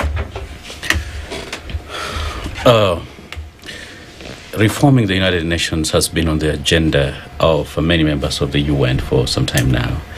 And I think it edged up a notch higher during the first term of Kofi Annan as Secretary General of the United Nations. But those efforts have not exactly borne fruit. And so we still living in the post-World War II, order, which was or is heavily skewed in favor of the P5, that literally represented the victors of the Second World War. Now today, the international political, geopolitical and economic architecture has shifted tremendously, including the population wise. But you find that majority of populations in the world are actually not represented. And countries, notably, for instance, Africa, that comprises more than a quarter of the United Nations membership, is not represented. Some countries like India that have become significantly bigger in terms of geopolitics and economics, they're not represented in a way in which perhaps they think is sufficient, or at least speaks to their size, because they don't understand why Britain and France could have a permanent seat, but then they do not, and so it is an idea whose time has come, however, it is something that is going to be very difficult to be able to achieve, right now, considering the geopolitical dynamics. One, while leading members of the United Nations have expressed the desire, for instance, to have Africa represented, there is a challenge there because of the nature of that representation. So many of them will say, yes, we want Africa to be represented, but, well, not with a veto power. Right. And yes, we're talking about 1.4 billion people, a continent that is about 30 million square kilometers, which is about 4 times the size of the United States. Without a veto power, it does not exactly make sense. But then at the same time, you have other contestations. For instance, Brazil is key to have a say. Germany would like to have a say, considering the largest economy in Europe. India is keen to have a say, but then Pakistan would be reluctant, to have that happen. Not just Pakistan, but also with the geopolitics of the United Nations, including, competition, for instance, with Beijing, that, may have some reservations about it. And so, while in theory, we seem to see there is a movement towards including, for instance, Africa's agency, the United Nations, the environment geopolitically is just not allowing. And especially right now, where there is absolutely no consensus among the major powers, almost on anything, led by the United States. And that is what has contributed to the dysfunction when it comes to high politics at the United Nations. So much so that part of the potential benefits that Kenya will be getting as a result of perhaps relocation of the United Nations, some agencies to Nairobi, is not so much because Nairobi is, of course, a fairly good place to relocate to, but also because of the funding realities. The U.S. has significantly reduced its funding. The commitments by big powers to fund the United Nations is low, and so even as we talk about expansion, when there's even no money going to the small one that we have right now, how is that going to work? And finally, within the African context itself, we have not reached a consensus on who actually is supposed to sit there. So is it going to be Nigeria, South Africa, Kenya, Egypt, Algeria, or are we going to have some kind of rotating, perhaps, representation? Depending on the number of positions that if you're even going to be considered for. Just for purposes of, house cleaning, who takes, when you do have a vote of the Security Council, and this is from the permanent veto holding members, what does it take to make a decision of the number of people that are there? If I have veto power and I say no, does it hold weight? Does it just need one person to say no for a decision to be swayed in either direction? Yeah, exactly. Okay. Right now, it only takes one. Okay. And so if the rule remains, of course, only going to make things more complicated because the more people you have... Like what we see happening with Israel and the US, for example. Yeah, exactly. Okay. It only takes one person. Now, unless let's say someone may not support a resolution in principle, but they decide to abstain, then it can proceed. And an example is Uniting for Peace, for Peace, resolution in the 1950s, that allowed the United States and through the United Nations to go to war in Korea. In the absence of that, I think it's going to be very, very difficult to actually reach a consensus. And so that reform also has to include a mechanism with regard to how many, what is the number that is going to be required to proceed with some action. Okay. Because today, you cannot have UN intervention in anything without a consensus, or at least non-veto of all the permanent members. So let's get a little bit sensitive, Hashi. Look at the permanent members of the Security Council. These are folks that you don't have to question their economic might already. And the folks who essentially formed the big boys club of the United Nations are there. Let's look at the rebuilding of Western Europe after World War II. Right? These are the guys who were at the table having the conversation, and they said, well, let's form a club. And so here we are 60 years later, and you're saying, well, we want to be part of the club. And they're telling you, excuse me, we are the ones who built it. Can it work? I think that's a very pithy way of looking at it. And you're quite right. The United Nations was formed at a place called Yalta, right after the Second World War. And three people, two big people and a smaller country called Great Britain, which was no longer great. The Soviet Union and the Americans came to dominate international relations. And that structure that was created there, it is the Americans who came with the concept of the United Nations.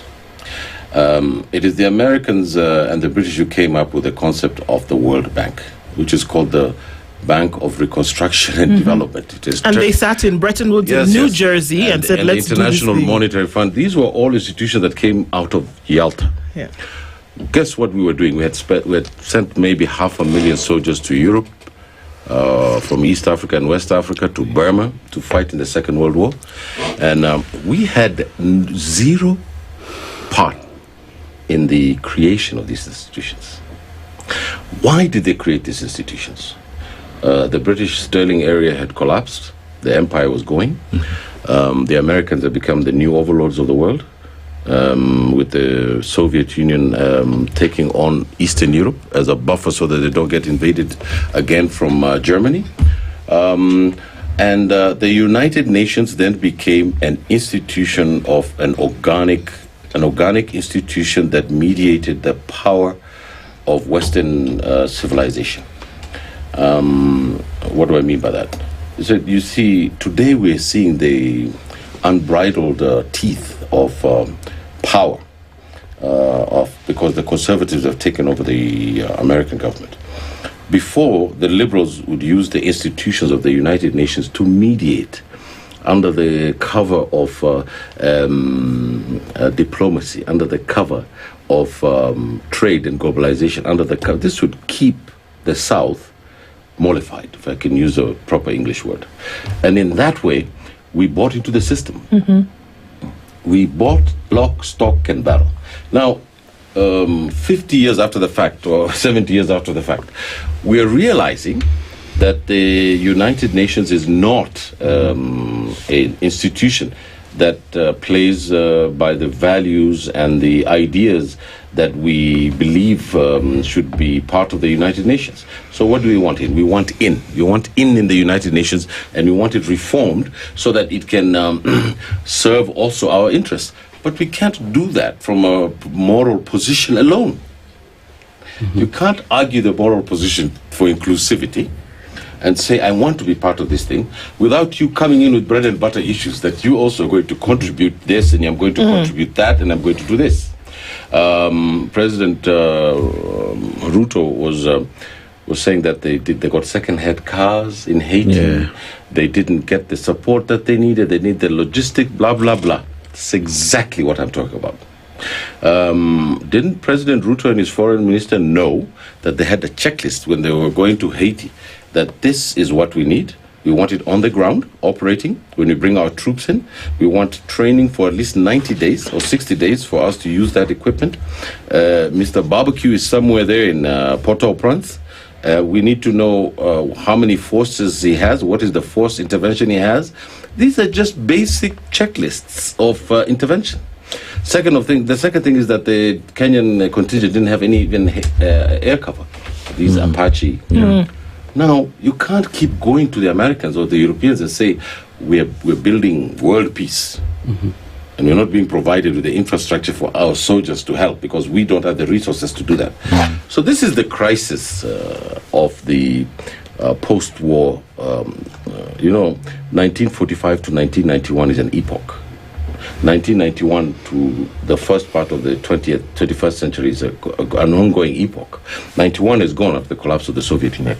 So it is my view that we need to strengthen our own internal mechanisms for doing these things, and in that way have the capacity to come to the table and say, this is what I'm going to contribute to the United Nations, and therefore I have the right to a seat. But South Africa, if I could finish at this point, South Africa is perhaps one of the largest state in Africa.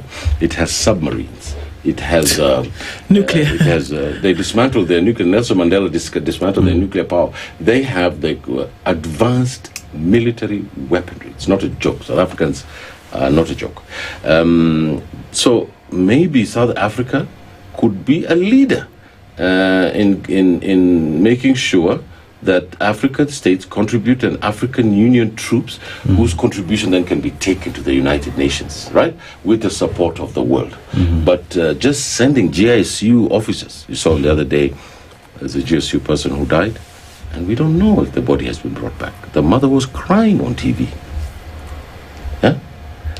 Who's going to talk to that woman who's lost her son?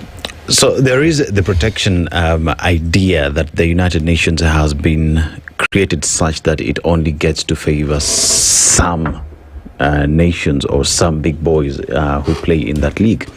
But then again, Africa, here President William Ruto says, for the United Nations to continue being seen as democratic, changes must happen. Africa needs to have a seat at the table. And when we hear the need to change even the financial structures and how UN works, does Kenya have a case that it is presenting? Dr. Yeah, most certainly. The global governance system is not exactly democratic. As we've highlighted, it's been skewed, of course, in favor of the global West. And the global West only accounts for the 12% of the world population. So 88% of the world population belongs to the global South. And yet, the ones who are bearing the brunt of the ugly face of modernity and globalization has been the global south, whether it's on climate agenda or even conflict or humanitarian crisis. And so, yes, not just Kenya, but also many other countries, they have a case to make with regard to the need to reform the global governance systems. Now, the challenge, I think, has been for the longest time, the global south has not exactly been fairly organized. Mm-hmm. And I think that may have inspired the idea behind the formation of the BRICS as a counterweight to a system that was viewed to be skewed in favor of the global West. Mm-hmm. And today, the combined GDP of the current BRICS is actually larger than the G7, you see. Mm-hmm. And there are real prospects that BRICS is going to grow and expand. And of course, mostly led by China, which by any standard of measure is going to become the next, big, superpower, perhaps. Much greater in terms of economics and technological advancement than even the United States, considering the trend that is happening. And so there is a likelihood that there's going to be a counterweight, to the current order. And perhaps that is what may force the global governance system to see the need to actually change. Because power never sits willingly. Power a lot of times has to be taken. True. And unless there is a disincentive or an incentive to do otherwise, the old order, sees no incentive to actually, cede its own privileges. And so it will have to be forced to actually cede those kind of privileges. Dr. Kaneja, can we really look at that from, I think about it as a band. Every instrument in the band is different in nature. Whether you're talking about drums, winds, all of that, they're different. But there is something that they contribute that helps this concert to be in unison. That's just the way, that the sound that you're trying to create at the end of the day, all of your instruments must be in unison. They must be tuned. They must be creating a sound that makes sense for the director to be able to put everything together. Can we, as the Global South, really, and it's a difficult conversation to have, but it is the reality of the day. Yes. Can we as the Global South, and I really don't like that geographical term, but okay, can we as the Global South really make demands on a system that was, number one, created on the tenets of capitalism, created on the system of law and order, of proper leadership and governance, to an extent? Can we really demand and say, give us a seat, when we have nations that cannot send their children to school? When we have nations who are not operating in surplus, when we have nations that cannot do anything in terms of, will not do anything in terms of manufacturing and industry, to have them even close to the place whereby we can have this conversation. It's their club, they set the rules. If you want to be part of the club, you play by the rules. Can we really insist on a membership whereby we have not met the requirements for membership? That's a very, very important question. Unfortunately, there is a principle of sovereign equality of nations in international law. Secondly, there was an argument I was watching recently in the 70s that was being made by the Ian Smith administration, as well as most whites in Rhodesia at the time, that the African is not developed enough and educated enough to be able to make good decisions, and therefore they should not be allowed to vote or even become independent. Now, one, if we have not made the requirements, who wrote those requirements? And why can't we write our own? Exactly. This has been my permanent question. That is what we're exactly trying to do, because we didn't write those requirements. It's almost like, someone sets a standard which sometimes is even impossible for you to meet. And yet, let's be honest, when at the founding of the United Nations, for instance, Britain was in ashes. Most of Europe had been destroyed. See, Truman had to create this concept of third world to actually separate America from the rest. It was a political creation, you see. It does not mean that these economies were super advanced. No, they were literally in trash. Today Kenya is far ahead of many countries that at the time were actually in Europe in terms of the GDP and in terms of just certain infrastructure prospects. And so, to the extent that these guys keep demanding A, B, C, and D, it is also disingenuous. One, there are many countries. For instance, not all countries that became members of the United Nations were democratic. Sure. You know, many countries, even in Asia, even like South Korea, many of them were under the military until barely 30 years ago. You see, and so who sets the rules? Even when we talk about the rule of law in who sets a rule-based international system? Whose rules are we talking about?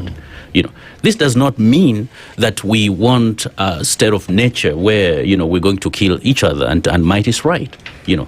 But do we have agency in those rules? You had one of the senators in the U.S. after Netanyahu was indicted by International Criminal Court. He said, well, the ICC was formed for Africa and, you know, some other parts of the world, not for us. Of course. So are those the rules-based order that we're talking about? So that is what we are challenging. We're saying, no, we have agency, we're going to be on the table. So whether this one Kenyan scholar who always try to quote because it inspired a lot of my thinking about the world, called Ali Mazrui. Yes. And at some point he said, you can live in dignity without living in luxury. We don't have to be driving Rolls Royces to meet the standard. But we actually, as citizens and as human beings, we have a right to certain inalienable rights to be able to enjoy them. And for representation, because if we're going to be part of something, then for sure we should have a say. How we're going to figure out things in our own backyard is another question. Yes, we need to be held to a higher standard, but we also have to have a say in that standard in terms of setting it. Just a quick rejoinder. Yes. I think that there's such a thing as universalism. Yes. And there's such a thing as partisan universalism. That the universalism is there for us to see. Yeah, these institutions are there, and we're part of the global system, and we're nation states, and we're sovereign, and yes. But I think that abdicates a responsibility that we have for us to go there uprightly. The Sahel Union yesterday got out of the ICC. They withdrew because the institution was unfair. The one of the United Nations is unfair. The question that is in Africa today is whether we should withdraw or we should reform. That's the question. The Nigerians ever saying said that there's a truth. Then there's another. It's in Chimamanda's. This young lady. Yeah. One of the really amazing writers writing today about Africa. Said there's an invisible truth leaning on the truth itself. You can't see it, but there's a truth leaning on that truth, an invisible truth. So my point is that I firmly believe in, and I support what my colleague has said about us going there to reform these institutions so that they reflect our own contributions there. But my view also is that we have to have a partisan universalism. If we can't claim human rights and that we are humans, but we have to contribute something to this human rights and this humanism. We have to come with something there. That means that we have to fix our markets. We have to fix our states. We have to fix our union in the regions. We have to make sure that there's a double road from from Lagos to Nairobi. I can drive to Ibadan from here, go through Chad, and without any I shouldn't have any problems doing that. Now, once we're focused on that kind of partisan universalism, then our foreign affairs will make a lot of sense. Sorry, you're about to ask something. No, I was just looking at some facts here, and why does this matter? Why does this conversation even matter in the first place? Why fight when you're not even part of the organization itself from its inception? You are coming in, playing second fiddle, and it's been an ongoing fight. And I'm looking at, so the UN has 15 members. So the 5 permanent members is the US, the UK, France, Russia, China. Then you have 10 non-permanent members elected after every 2 years times, but they have no veto power in any case. So Africa has no permanent representation, yet it makes up to 54 member states, which is 28% of the entire constitution of the UN. So when I look at this, so we're looking at these five and their reluctance to dilute their veto powers essentially, and it's very clear why. And I'm looking at some statistics here, looking at numbers in terms of our contribution. So you're looking at contributions. The UN does not get the money through taxes. It's contributions from member states. Yeah. So I'm looking at the numbers, and there's the equation of money, power, respect. So if we look at how then the UN is funded, the top contributors, the US is 22% of regular budget. And when you talk about peacekeeping, that's 27% of the entire budget of the UN. China is 15%. Germany 6%. UK and France 4 to 5% each. There's Japan, which is 8%. Now together, these few countries are paying more than half of the UN's regular budget. Now, in comes Africa. Let's look at Africa's contribution. So 54 countries contribute a very small percentage of the UN's budget, because most of the African countries are obviously fall into the lower income categories. But let's look at the three, because as she talked about South Africa, because of its military power compared to the rest of the other African nations. So you've got Nigeria, South Africa, and Egypt, which contribute more than the other African countries. Kenya, I was looking at the numbers and I stand to be corrected, is 0.1% of the UN regular budget. How does Kenya get around a table with 0.1% and make demands that we want to also have veto power, we want permanent seat around this table? Does it even make sense? Why are we having this conversation in the first place?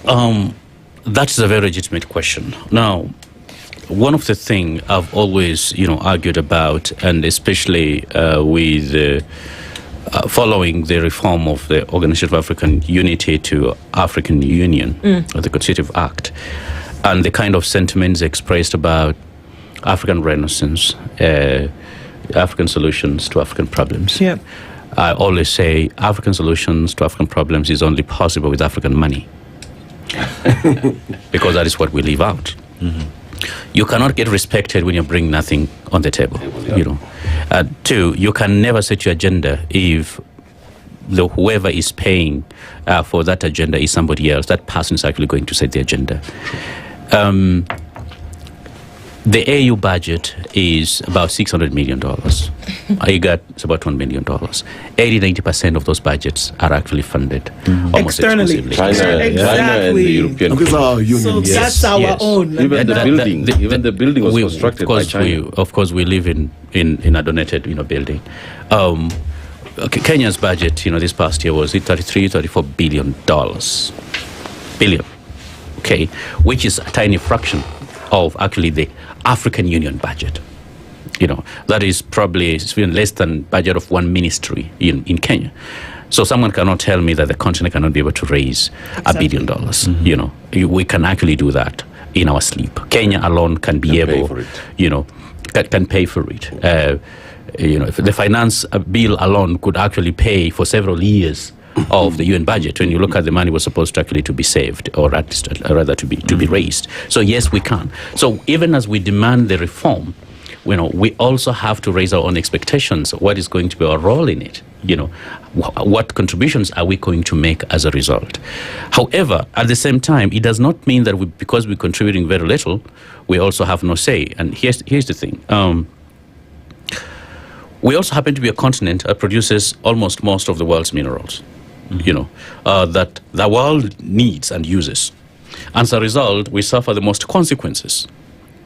But we suffer because we've allowed the foreigners to come in, control the same minerals. Yes, we have allowed, but it's a little bit more complicated than that.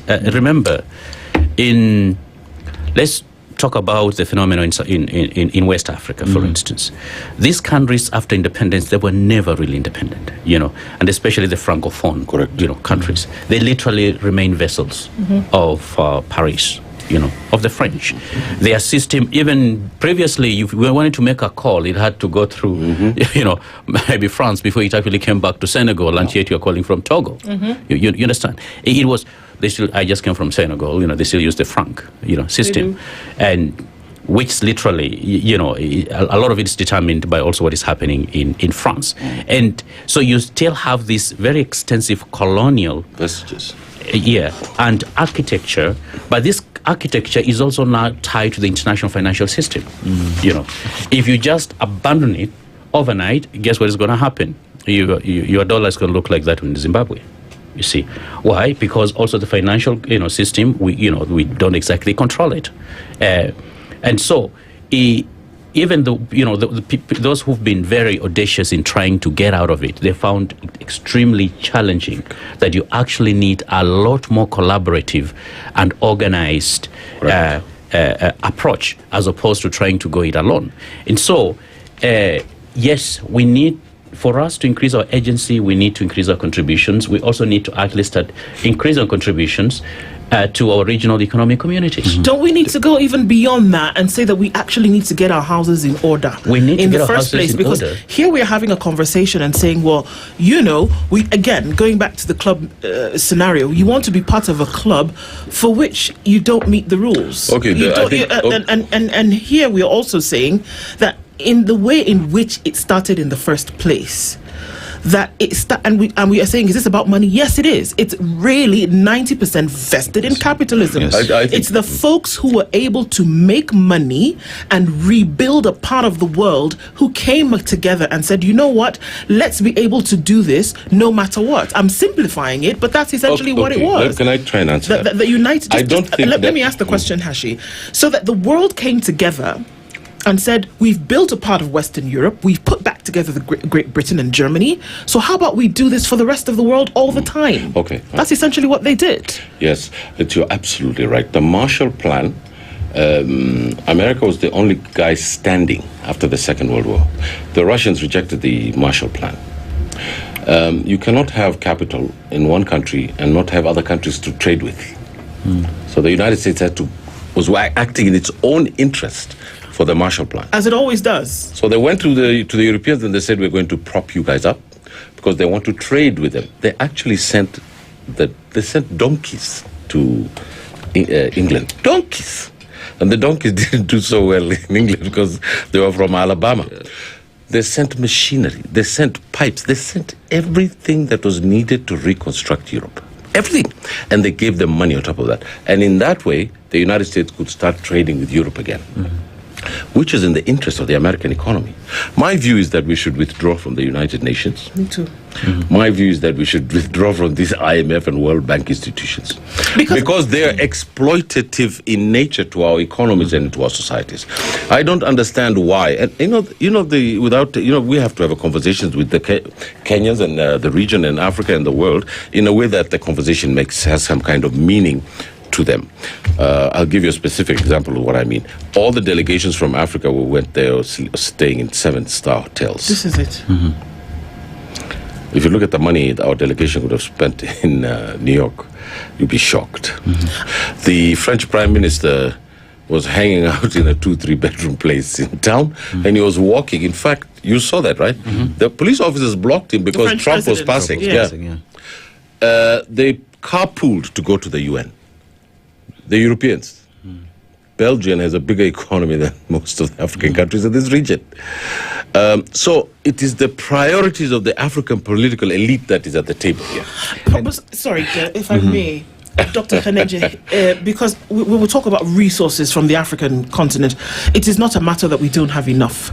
It is the prioritization of how these resources are going to be used that usually is our issue.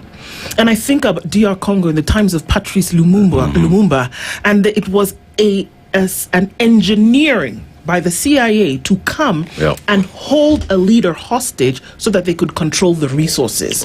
But my question is this: why are we not able, because you can't tell me we don't want to, why are we not able for year on year to be able to stand up and say, this is how this thing should be?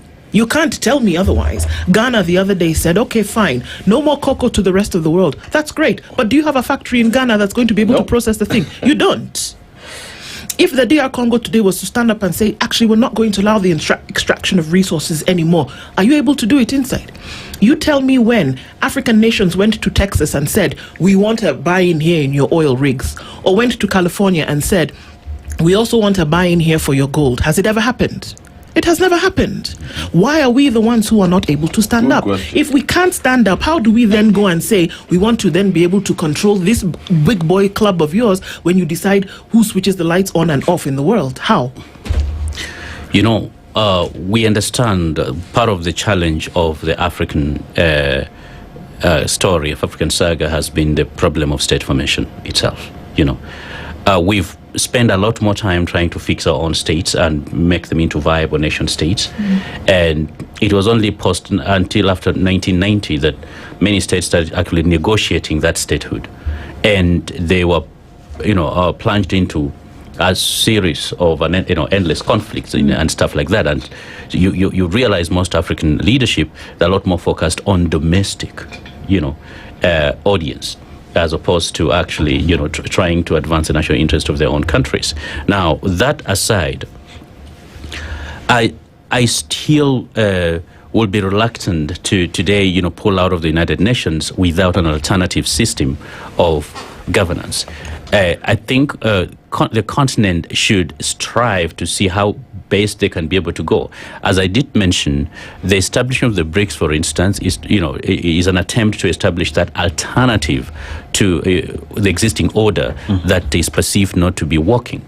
It is easy to quit, but what is the alternative? Realistically speaking, we. Also, the continent, unfortunately, while we contribute the least, we actually benefit the most from the United Nations in terms of programming, whether it's UNICEF, UNHCR, and stuff like that. We have most of those problems around here. Even, the efforts on climate change, even though they've been vetoed a lot more by the developed countries. And so, to the extent that we're profiting from some of these things, what can we be able to do in terms of also pulling up our socks to ensure that we actually have a say and agency within the global governance institutions? Of course, we know Bretton Woods institutions have been giving us a short end of the stick, However, I think we need to be able to fight, but we need to be smart about it, not emotional about it, not reactive about it, but strategic about it in exploiting these global governance institutions. I think, can I just rejoin here? I think that, nothing has been done without theory. And my contention is that once we continue on this vicious cycle, and there's no break with it, it's not possible for us to imagine an alternative. Our alternative is something called the African Union. That's our alternative. The political class that we have in this country and in the rest of Africa are obsessed with something called the nation state. Well, the rest of the world is breaking it down. Well, that's just a fact, a political economic fact. And it is because of the myopia of our political class that this is happening to us. So I think that we should strengthen the institutions of the African Union and give our part of our sovereignty, part of it, not all of it, until at such a time the trust has been created for there to be an institutional capacity. The second thing is that we cannot do all these things without an economy. No. Cannot do this without an economy. So we just had a cup of coffee here right now. That cup of coffee costs about $5 in the US. It's the coffee's from here in Nairobi. It's been paid, 5 cents has been paid to the farmer. Why? Why? Now, I think that we have to ask ourselves fundamental questions, because some part of the Generation Z that wants to overturn the government are asking these questions themselves. This is part of the social debate in this country. I'm not telling you anything radical in this news desk. It has been happening in this country. It's been happening in every other country in Africa, from Tunisia all the way down to Angola, to Mozambique, to Zimbabwe. The whole group of generation of people, and Africans in general, are now allying themselves to say we are going to put an end to exploitation. And how to put an end to these exploitations my learned friend is correct. We have to provide an alternative. And if we don't make that African Union work, I think we're in deep trouble. But Hashi, how do you talk about an African Union that needs to work at a point when the budget that funds that African Union as well comes from the Brenton institutions? It is a question of agenda for the African Union will always be set by those who fund it. So in terms of African leaders sitting together and first of all agreeing to work together and allowing themselves to contribute to African Union and giving African Union the funding that they need to operate is a subject matter that needs to be addressed. There's a philosopher from Ghana teaching here in Tanzania. It's called Aikwe Arma. I remember he wrote that book, The Beautiful Ones Are Not Yet Born. Yes. So I think the beautiful ones have been born. It's the Gen Z. Our children, my children, they are Gen Zs. I think they have been born and they are the most militant social formation in African history. I think they're much more militant than even the independence era people. And they're overthrowing governments in the continent, in the Sahel. You probably going to be another coup in Nigeria, probably. I think there's going to, if these people do not pay attention to the political economy of the state of these young people in this continent, there will be military coups and dictatorships that are leftists that want to do this developmental work. Because there's no alternative that has been given to these people.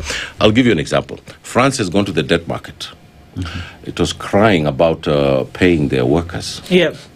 Do you know that? Do you know why that's a crisis? Because the people in the Sahel Union cut the pipes. Yep. Yeah. That's it. And they have been calling Alassane Ouattara to come to France to go and try and convince the people in the Sahel to stop this. Guess what they did? They also removed themselves from the ICC. So these things I'm talking about are not things that are theoretical. It is happening in the continent. The African Union. The African Union is refusing to recognize the Sahel Union.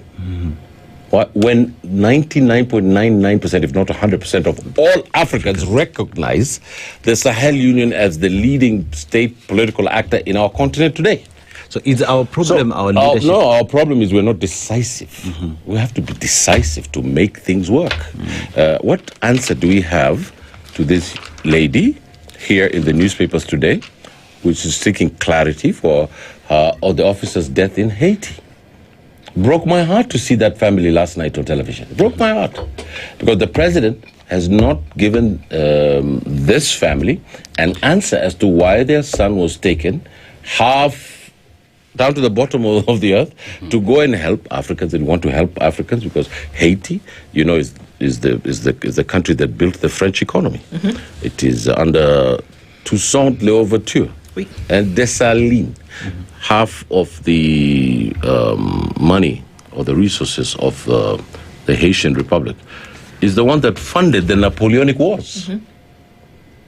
I'm not talking about theory, I'm talking about facts. The United States invaded Haiti and plundered their central bank and took all the gold out and sent it to New York. Fact. Fact check these things.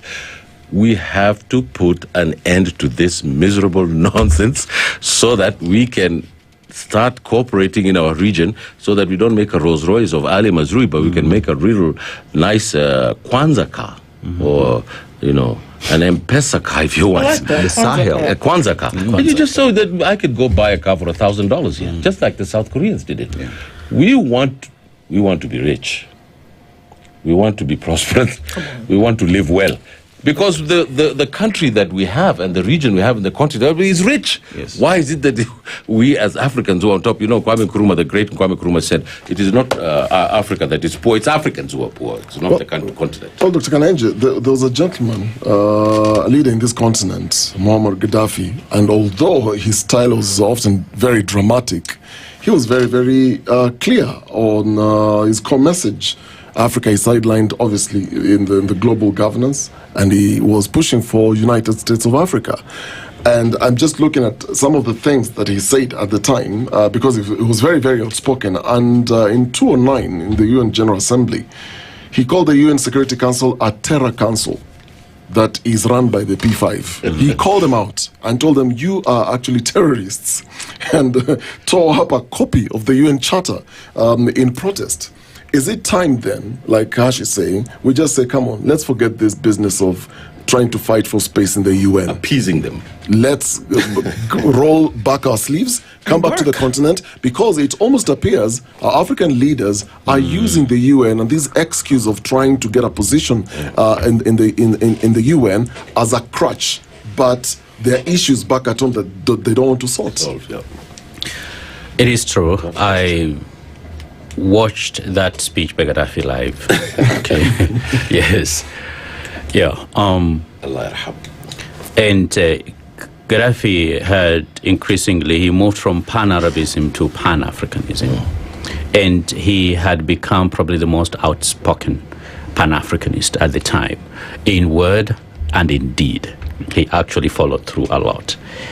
And one of the things I always share with our Western friends, whether diplomats or otherwise or scholars, is the overthrow of Gaddafi planted the seeds of a lot of issues we have on the continent today, including anti-Western sentiment, because the insecurity that it unleashed in the entire West Africa and the Sahel region contributed directly to actually the kind of environment we see today in West Africa, and increasingly the kind of instability we have seen across the continent. Yes, he had gotten tired of the United Nations being a talking club, and especially where the matters of war and peace were concerned. Remember, that is one area where actually the UN has done horribly. You see, when it came to other matters, they have tried to make progress, whether it's children to do with habitat and stuff like that. This progress has been made. Money is still not enough, but progress has been made. There are lots of other UN instruments that have actually worked. But when it comes to the area of high politics, is an area that it has failed. And nothing can be a bigger testament that today what we are witnessing, a genocide, for instance, in Gaza, and then the United Nations is unable to do anything. Unable to call it a genocide. Exactly. We're witnessing the worst humanitarian crisis in Sudan. Okay, the United Nations is unable to do anything. You see, Congo is still on the precipice. If someone tells you things have been settled, they are lying to you. The United Nations still unable to do anything. The UN is also unable to act and to be able to bring parties in Ukraine and Russia together. You see, these are the failures, but these are now the failures when it comes to the high politics. And this is what he was talking about. When it comes to high politics, the UN has actually failed miserably. There are very few areas that were less contestable areas where the UN may have succeeded, but those were not controversial. But when it really mattered, the United Nations has actually, failed. However, at the same time, it is one thing to wish something were different, is another thing to do something that is different. And the thing will be one, because even within the UN and African Union, we have the principle of subsidiarity, meaning it is important to strengthen regional mechanisms that can be robust enough to take care of your own problems with the blessings of the United Nations, you see, than relying on the United Nations for everything, because sometimes we blame them for things we can actually be able to do. I just gave an example in terms of even the budget. IGAD, $200 million. You actually can. Do you want to tell me we cannot raise $200 million in IGAD? Yes, we can. Things? Of course we can. But why are we not doing that? Let's come back to the East African community. There are members who have not paid? Yes. Yeah. This is what I'm talking about, though. And I see their citizens drive very fancy cars in Nairobi the last time I checked. Yeah. Like just 3 of those cars can actually pay their dues. There you go. You understand? And we can't even do that. South Sudan. You said it. I didn't say that, so don't. And so the truth is we've also been extremely lazy. We like to complain a lot, but while we're demanding agency and representation, we are very slow to act. We have to look at ourselves in the mirror and say, what exactly can we be able to do? Because we can. So why don't? Because we give the example of Gaddafi and Libya. I just want to look at Libya for a moment, because we always then use case study and case example. Before what I will call overtly the overthrow of Gaddafi, that there were no development programs in Libya. There was no external aid in Libya. That the economy of Libya compared to any European country. And this was because Gaddafi decided that he was going to put in social programs that would help the people of Libya first. They are crude, sought after by most of the nations of the world because of its easiness for refinery, then was sold to nations for profit. And he empowered the people of the country. Now, think about it. He was called a strong man. When he died, or when they killed him, Libya now is dependent on aid to send children to school. Libya now is being supported by developmental powers because they've then been able to come in and introduce some element of control of the resource. My point is that even this club that we are trying to get into, they are not doing it because they want the world to come together and have a kumbaya moment and let's all love each other. That's not the case. It's for selfish interests. Okay. The narrative is good. It's right. It's righteous.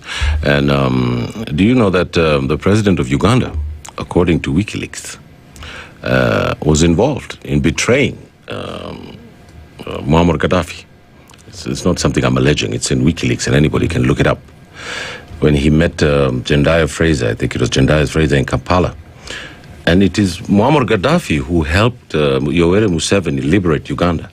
Without his financial resources and equipment and military equipment, they would not have been able to get into power. So the question is pointing to the political class in our societies. Absolutely. Are they genuinely national?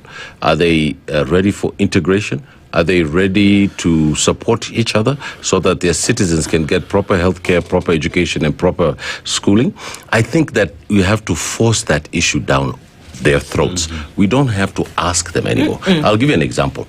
We're dealing with SHA, right? We have a SHA problem. Well, you could say that. Is that right? But why is SHA a controversy? Because people have decided that healthcare is a right. Yes. And that the government must provide healthcare. Correct? That's a popular grassroots pressure on the government. And they are not sleeping at night because the people have said, we want this because it's our right. They want capitation, more money to be sent to schools. The Minister of Education is not sleeping because there's popular sentiment on the ground. They tried to bring a tax law to try and tax people more. The mace at the National Assembly was taken to pipeline. And the horses too. There was a horses in the apartment. So it's a fact. It's a newspaper. You can just Google that right now and you'll see it. So I'm not theorizing anything. I don't like to theorize things because then you can be accused of opinion, having an opinion, which is a very dangerous, dangerous thing nowadays to have one. Now I want to put it to you that it is freedom, Amartya Sen. You know, we want freedom.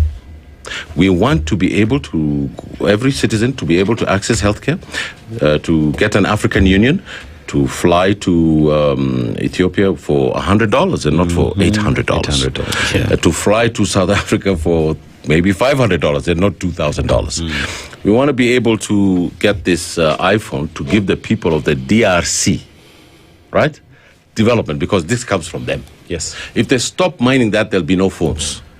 Why are we accepting this kind of exploitation? That is the question that the Gen Zs are posing.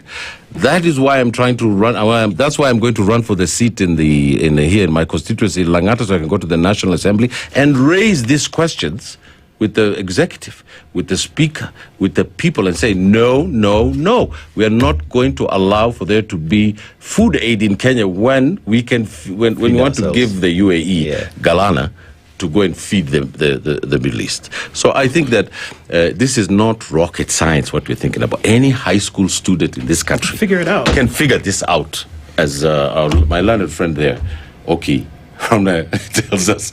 So you're absolutely right, and I think that the dynamics of this continent are fundamentally changing, and it couldn't be brought faster enough. Yeah. Dr. Kananja? Yes. I think one thing has been clear. One of the things that has always been missing, I don't know if you've ever watched African representation outside the continent. One, we tend to send sometimes, unfortunately, our most mediocre people. There you go. Okay? Let's be honest, whether diplomats or anything.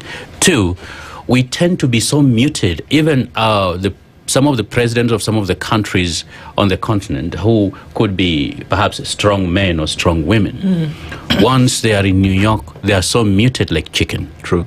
They cannot even express a sentiment. Our representatives, a lot of times, they're busy doing shopping and going to strip clubs. Yes. Let's be honest. You understand? And so things are being discussed, agendas are being discussed, and guess what? No one is paying attention. It was embarrassing one time in this country, and the president of the country at the time was meeting White House officials and with a delegation. And unfortunately, the president was the only one taking notes. Shocking. Yeah, when the rest of the people were simply watching. And so we actually have that problem when it comes to international audience. You see, we don't raise our voice in a way that is constructive. We go with too many things because we're not focused.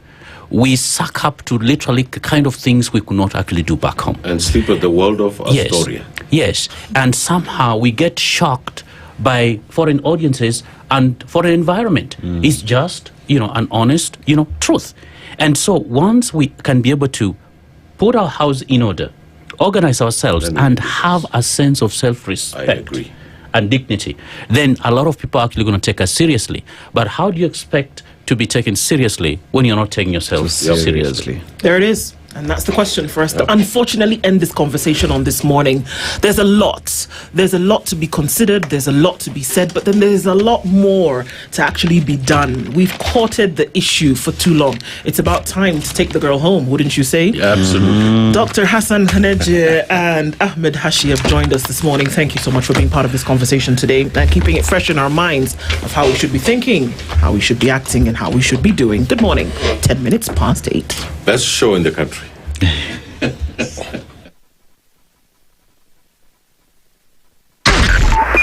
102.5 Spice FM, Kisumu. In this country, 6 families and 8,000 Kenyans control 90% of the GDP. We are not a country. We are a plantation. We work for Ruto. When you're telling the judges court orders are papers or they will not obey court orders, they're sitting and you're seeking orders from them. So how are they supposed to interpret it? Isn't it an oxymoron? When you see a judiciary that seems to be under some control somewhere, you start questioning. We have very powerful governors, but they don't use their offices to serve the people. If you are not shameful to do what you are doing, why should we protect you? I'm human. Everybody's human. So when you're told, kuja tuongee, I mean, you'd be a fool to say, staki kuongea today. Conversations have to be had, People in leadership should only go into leadership if they are ready and willing to change the lot of the people. The Situation Room, Kenya's biggest conversation. Good morning, and I love your show. Thank you. Having come from a Kikuyu radio background, I migrated to Spice because of the content. I was born in a slum, but somehow I got a break in life. So sometimes when you see the sweating coming out because of the passion and whatever it is, behind the noise, there are people. And we share the same umbilical cord. It shouldn't be like that. I am so disappointed. We used to tell Honorable Raila Amolo Odinga that he's doing politics of conmanship. And even President Uhuru Kenyatta, serikali hii ndio iko na conmanship ya hali ya juu. You cannot promise people that you reduce tax, then you double. In politics, there is the issue of trust. For you to turn around and then stab the same people who gave you that trust, there is no other level of dishonesty. Imabo, utaona dunia tu. The Situation Room, Kenya's biggest conversation. If we just gloss over issues and hope that time heals, then we might find that in generations to come, we might be back at the same situation. And the whole thing is born of stolen elections. Spice. When it comes to the decisions you make, you must be independent. There's no way you can allow one institution to dictate to you how you're going to conduct your operations, how you're going to decide cases. It's a no. When you weaken the institution to the point where they cannot take action, then you realize that politicians have to come up and now start dealing with the issues. That conversation has to die. Our politicians do not like the hard stuff. We must insist on the path of doing things right, whether popular or unpopular. Money changes hands. That is a fact.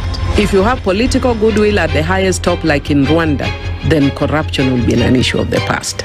If you don't have political goodwill at the top, we will pass laws, we will amend laws, we will continue passing laws and re-amending laws, and nothing will happen. This is the Situation Room, the only way to start your day. One of the things that are ailing our country is negative ethnicity. You find you as a state officer, instead of thinking as a Kenyan, you think like a tribal person. Let me tell you something. The biggest problem we have had in this country is a leadership deficit. There is nothing that you are going to do in the process of change if you are not a risk taker. So you really have to pursue your vision to a logical conclusion and even be ready to step on people's toes.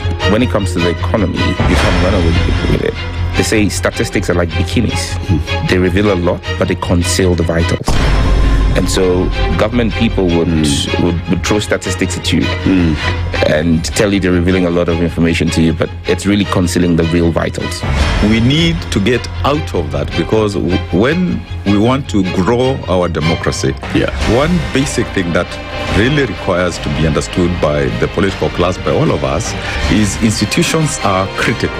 This is the Situation Room, the only way to start your day. If we just gloss over issues and hope that time heals, then we might find that in generations to come, we might be back at the same situation. And the whole thing is born of stolen elections. Spice. When it comes to the decisions you make, you must be independent. There's no way you can allow one institution to dictate to you how you're going to conduct your operations, how you're going to decide cases. It's a no. When you weaken the institution to the point where they cannot take action, then you realize that politicians have to come up and now start dealing with the issues. That conversation has to die. Our politicians do not like the hard stuff. We must insist on the path of doing things right, whether popular or unpopular. Money changes hands. That is a fact. If you have political goodwill at the highest top, like in Rwanda, then corruption will be an issue of the past. If you don't have political goodwill at the top, we will pass laws, we will amend laws, we will continue passing laws and re-amending laws, and nothing will happen. This is the Situation Room, the only way to start your day. Feel the pure, unfiltered power of football on Star Times. Precision, athleticism, football as it's meant to be. That's the Bundesliga experience. Electrifying performances from Germany's finest. Feel the passion, artistry, and strength. The power of our football. La Liga brings you flair and creativity of Spanish football. The rising stars of the Saudi Pro League. The high-stakes energy of the Saudi Super Cup. And the unpredictable thrills of the Carabao Cup. Your screen is the center of the global game. Renew your subscription today at only 329 shillings for Nyota Bouquet on the aerial decoder, or 549 shillings for Nova Bouquet on the dish decoder. This isn't just football, it's passion, drama, glory. Download the Star Times app to never miss a match, even when you're on the move. Star Times, enjoy digital life. Looking for convenience, variety, and speed all in one place? Welcome to Digger Shop, the official e-commerce platform by Standard Group PLC. From the latest electronics and fashion must-haves to home essentials and unique Kenyan crafts, we've got it all. And guess what? Enjoy countrywide delivery within 48 hours straight to your doorstep. Shop smart, shop secure, and shop with confidence. Visit shop.digger.co.ke. That is shop.digger.co.ke. Digger Shop. Dig it, shop it, love it.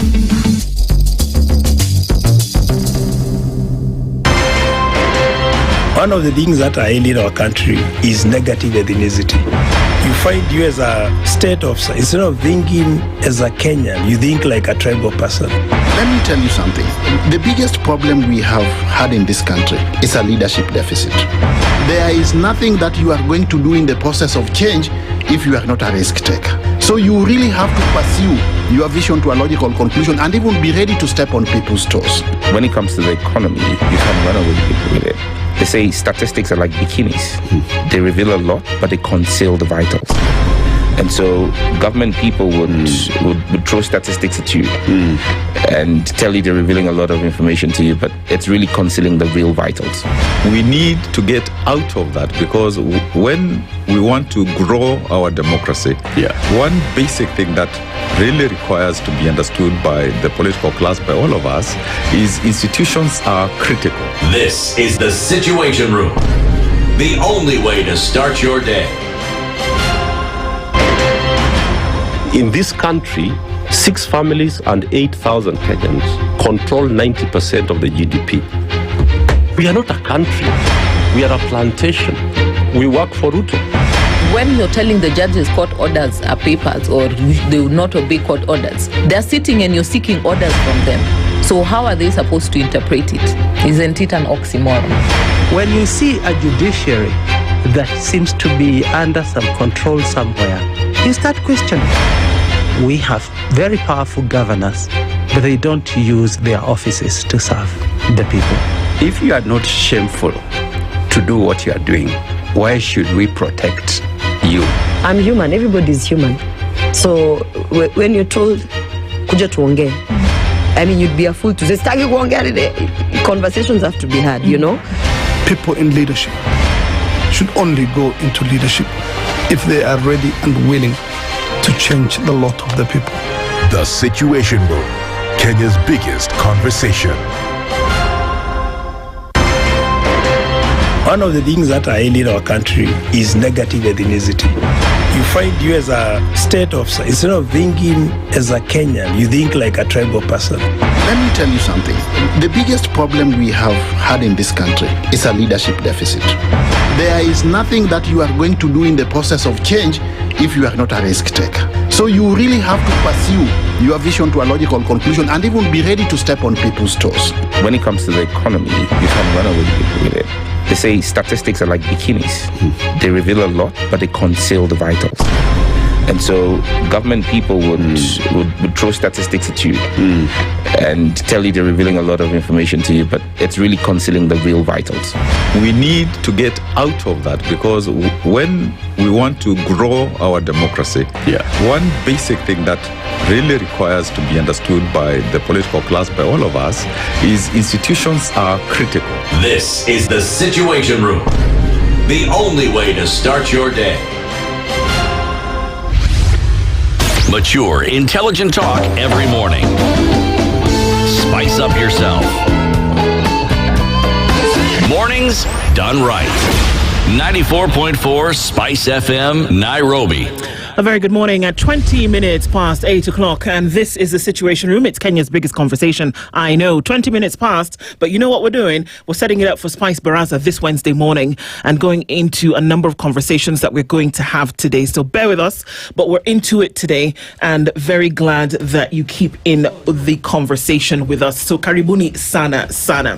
Before we get into it, how are you connecting us, Mr. Okari? Well, you have 7 days, that is counting today, for you to get a Safaricom Home Fiber internet connection, and what you simply are going to enjoy is double the speeds for 25% discount for any of the packages that you'd love. That's bronze, silver, gold, and diamond plans. So the welcome package comes with a free router, and the installation is for free. You don't pay nothing. So this is how you get then connected. All you need to do is dial *400# or visit my Safaricom app to get connected today. This offer is valid to new customers only. So if you are enrolling this for the first time and you want to get your registration done, you get this 25% discount, double speeds, and the reason is you're not only enjoying just internet but reliable, fast home internet, whether you're learning, doing research at home, gaming, or you just love streaming movies, music, online working, or high speed web browsing. This is the deal for you. Feels good to be home with Safaricom Home Fiber.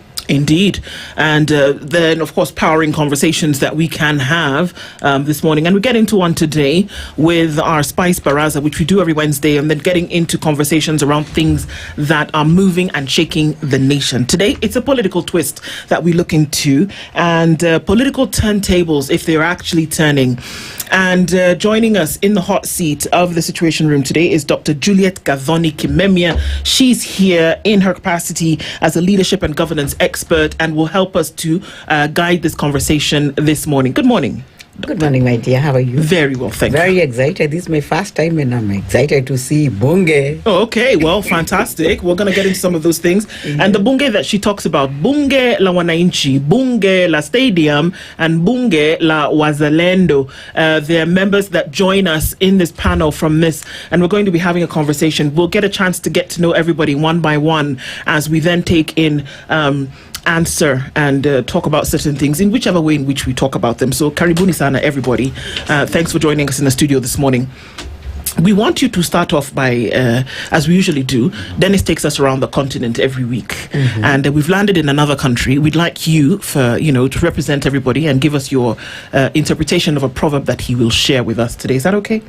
That's in order. Okay. Yes, and the proverb today comes from Ivory Coast. The capital is Abidjan, and it's a country whose produces 40% of the world cocoa, so that means chocolate. So there's a high possibility, if you have a love of chocolate, it has come from where? From Ivory Coast, yeah?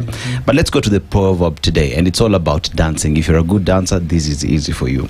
Now, when the drum beat changes, the dancers must also adjust their steps. When the drum beat changes, the dancers must also adjust their steps. How would you interpret that? In the dancing context, is you have to either shape up or ship out. So right now the dancing that is on the table is anguka nayo.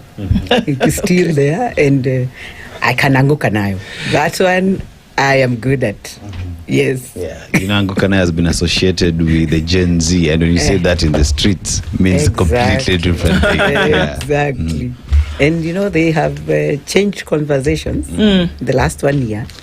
You cannot have any conversation without Gen Zs, anguka nayo, and the rest. All right. And the rest. Yeah. All right. So a number of things have happened in the last couple of days, and there have been proclamations. And beyond that, weeks before that, there have been proclamations. Everybody's eye seems to be on the next election that's going to take place in 2027, and whether or not the preferred candidate will then be on the ballot. We can start off with whether Kenyans are sure of what they really want in terms of who new leadership or continued leadership would look like. Let's start off with that. Do Kenyans really know what they want? Before we even hear from the different bunges, do Kenyans know what they want when it comes to politics? So, or rather, when it comes to leadership, so that any players in the political sphere saying what they may or may not say, of course, the sentiment by Raila Odinga the last couple of days has grabbed everybody's attention. But do Kenyans know what they want? Unfailing, unwavering, unfaltering? Kenyans know what they want. And the Kenyans we have today are not the Kenyans that were there in 2022, when the politics of waves dominated the airwaves. The Kenyans we have today are greatly shaped by the truth. Internet does not lie. So if somebody says one thing today, everyone will Google the same person a year or 2 years ago. And what we are seeing is a lot of contradiction on the lips of all those people who are purporting to be the most preferred candidates for whatever positions in the next, in the upcoming general elections. So Kenyans know what they want. And what I know is that what I had said earlier, what we saw in 2024 today is what will determine what will happen in 2027, not what people are told. Yes. Okay. Now, of course, then going into our panel here, it's really interesting that there are two questions. Do Kenyans know what they want, or do Kenyans know what they don't want? Yeah. Over to you, Dennis. It's okay. Majina yangu mimi naitwa Edward Rioba. Yeah. Katibu wa bunge la wazalendo Kenya. Mimi ninafikiri mpaka saa hizi tunavyoongea Wakenya hawajijui. Hawajui ni nini wanataka, hawajui ni uongozi wa namna gani wanataka. Kwa sababu kama kuwabadilisha sisi bunge la wazalendo tumefanya mikutano mingi ya uraia, civic education. Tumefanya sana. Lakini inapofika uchaguzi, Wakenya wanapiga kura kiukabila. Mfano, leo hii tunavyoongea na nyinyi hapa, kulikuwa na kikundi kinajiita Generation Z. Sasa hivi tunavyoongea na wewe, kama ni Mluo alishaingia ODM. Kama ni Mkikuyu alishaingia DCP. Kama ni Mkamba alishaingia Wiper. Ina maana Gen Z hakuna, walishapotea ramani. Hawapo. Kwa hiyo itakapofika mwaka 2027 tunakwenda kwenye uchaguzi, maneno yangu nataka muyaweke hadharani, na ndivyo itakuwa. Kwa sababu kuna watu wanasubiria waone maendeleo kidogo kwao, wapige kura ndani ya serikali. Kuna watu wanataka maendeleo kidogo, aidha serikali imefanya haikufanya, hawatapiga kura huko. Hivyo ndivyo Wakenya wako saizi. Kama ni uraia, tumeongea sana sisi kama bunge la wazalendo Kenya. Tumewafundisha watu, lakini watu hawaelewi. Wanasema huyu wa kwetu hata kama ni mwizi. Kwa nini? Na ndipo tunaelekea saizi. Kwa nini? Kwa sababu ya ule ukabila, anataka mtu wao. Hata kama ni mwizi wanamtaka mtu wao. Na ndio maana nasema hivi, Wakenya hawajielewi. Nitolee mfano mwingine mdogo, ingawa ni nchi nyingine. Juzi mmeona Rais Mtalikwa ameshinda. Ni rais sasa hivi wa Malawi. Nataka niulize swali. Ni nini watu wa Malawi wameona kizuri kwake na alikuwepo miaka 5 hakufanya? Hivyo ndio siasa ziko Kenya. Hawa wote ambao unaona wako sasa hivi wanataka kugombea uongozi Kenya hii, wamekuwepo. Lakini ukimwambia Mkenya anakuambia yule hawezi. Huyu ambaye amekuwepo anaweza. Wanasahau kwamba kuna mtu mwingine anaweza kufanya vizuri zaidi ya hao. Na viongozi wetu hawa ambao tunao, hawa unaowaona hawa, si hawa wanaoongoza nchi. Kuna watu wako kando ya kateni ambao hawajulikani. Ukishafika kula na kuambia usifanye hivi, fanya hivi. Kwa nini wachanua wananchi? Kwa nini unafanya nini? Hiyo ndio nchi tulionayo sasa hizi Kenya. Nina swali. Shida yetu ni kuna sababu yote ya wanasema ukabila, lakini pia katiba yenyewe inasema ni vizuri kurecognize mahali ambako tunatoka. Mimi Mjaluo, wewe Mluo, wewe nini, si makosa. Je, kama ni ukabila ni shida, huu ukabila tunatumia kwa njia gani? Nadhani ndio inafaa iwe ni swali. Tunatumia ukabila kujikandamiza ama tunatumia ukabila kujiendeleza? Nyinyi kama wazalendo. Mimi kwa majina naitwa Evelyn Minayo, nikitokea pande wa bunge la mwananchi pale Jivanji, na nimekuwa nikiwania kiti ya women rep. Tumemaliza mwezi moja tangu tupige hiyo kura, but kuna kitu nimejifunza pale. Kwa saa hii, kama Kenya yetu itapiga kura vile bunge ilipiga, tumeambukia patupu. Kwa sababu gani niseme? Saa hii kura zenye tunapiga ni kujidanganya. Kwa sababu wewe utaendaje kuwa na president kwa room moja na zile vitabu zinaenda kupigwa kura useme mnaenda kwa election? Mwenye mnashindana na yeye ndiye amebeba lile kapu la kura. Na penye tunaelekea, yes, tulikuwa tumeweka akili zetu kwa Gen Z, hawatambui dini wala kabila. But saa hii Gen Z wameanza kurudi nyuma. Kwa sababu gani niseme? Watoto wetu hawana fedha, hawana kazi. Watoto wetu wameingilia wizi.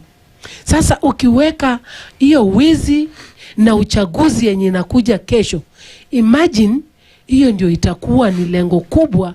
Vijana watatumikia ile platform ya kufanya campaign, wizi wajinufaishe, na ambapo serikali yetu inaangalia tu hivi. Inaangalia tu. Watoto wetu wanaharibika kwa sababu ya our leaders. Mtu anaona anaenda kwa election na anaona vizuri ground haimtaki, na haimtaki kabisa, lakini ako radhi kuchukua pesa awape vijana wazue rapsha. Hata wanaweza toroka na lile box, atangazwe mshindi. Lakini watu wanaenda watu wanaenda na wanapokea hiyo pesa. Wanapokea. Kwa sababu gani? Watu wana njaa, watu wana shida. Saa hii vijana wenye walikuwa najimudu kulipa nyumba enyewe, saa hii wanalala street. Na anamuka pale, anaingia kwa hizi choo za town, anaoga, anavalia kiatu, wewe unafikiria ni mtu. Lakini si mtu, ni mtu tu vile anatembea. lakini ukimwangalia penye anatoka hayupo.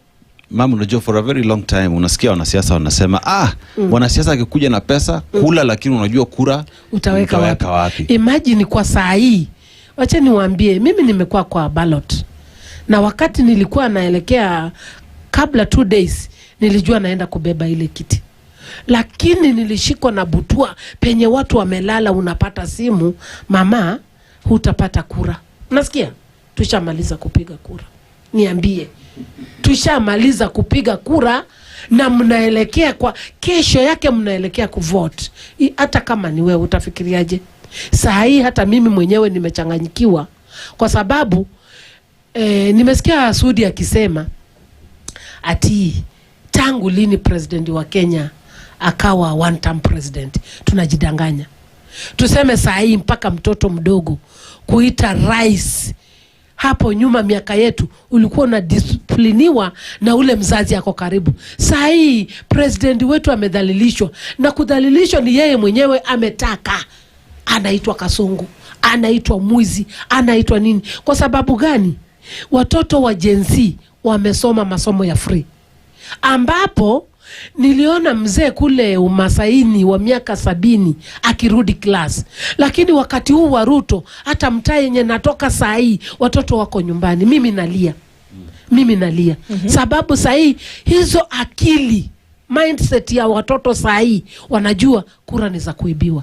Ndio unaona wametangazia Mwatoka kama anaitwa nani, Erastus, ajue amekata license ya Kaburi dialect. Hebu tusikize tu mwingine akizungumza. Wakati mnazungumza, is it true that mnaamini kura zitaibiwa 2027? Kwa majina yangu naitwa Joseph kutoka City Stadium Bunge Forum. Mimi ni Secretary General. Vile iko hapa Kenya, kwanza kabisa hatujui tunaenda wapi, kwa sababu hapa Kenya uanga tunatoa kiongozi na hasira, atueleti uanga tunatoa election zote hapa Kenya, uanga tunatoa yule ako ndani. Si eti tunauliza ni nani anakuja mzuri hapo ndani. Uanga tunatoa, ni kutoa uanga tunatoa. Kama saa hii William ni kumtoa, saa hii ni kumtoa, tunauliza uni one term, yani tutamtoa aje? Ukiona wakati wa Uhuru tulikuwa tunasema tunamtoa aje. Na kwa saa hii wacheni niwaambie ya kwamba Wakenya ndio wako na shida, na kuna wale ambao wanasema wamesaidika na hii serikali, na kuna wale ambao wanasema ya kwamba hatuyasaidika na hii serikali. Na serikali yoyote haiwezi saidia 100% kila mmoja, lazima isaidie mmoja baada na mwingine. Kitu kingine ni ya kwamba mimi siyawahi changia ama siyawahi penda ama siyawahi unga mkono Gen Z, kwa sababu walisema ya kwamba wao ni tribeless.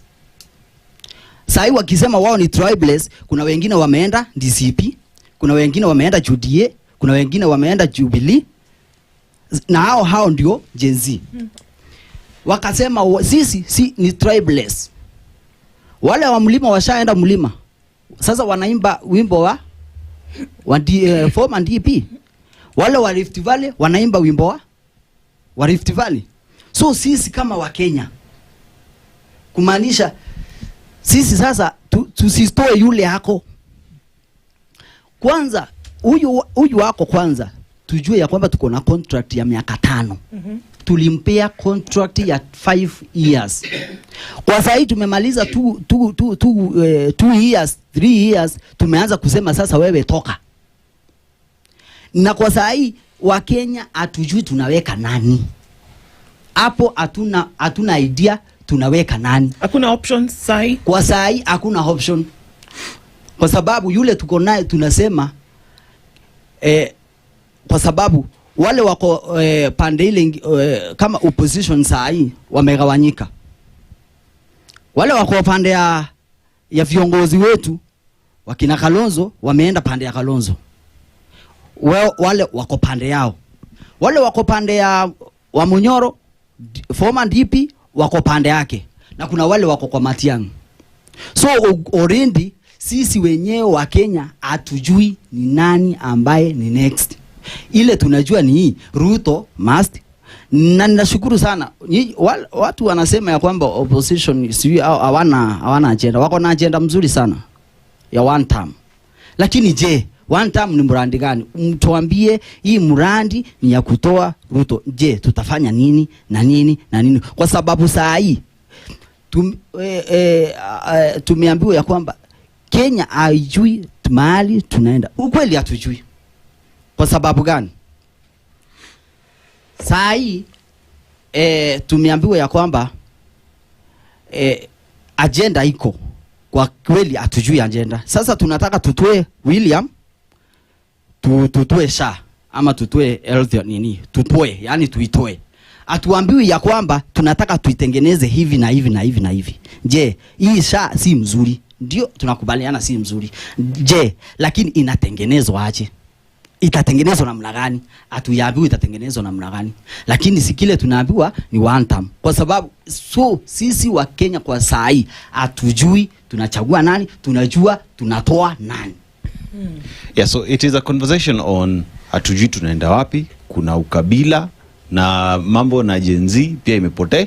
We'll just bring it back to you, Daktari. These are the sentiments that we're hearing here in terms of the way forward. We'll hear politicians speak, but this is also Kenyans speaking. Just where exactly are we in terms of the way forward as a country, political-wise, and solutions? I think what is important for all of us is to just go down memory lane, to look at history, especially after the 2002 elections, when my party, KANU, finished 40 years. You know 40 years is very biblical.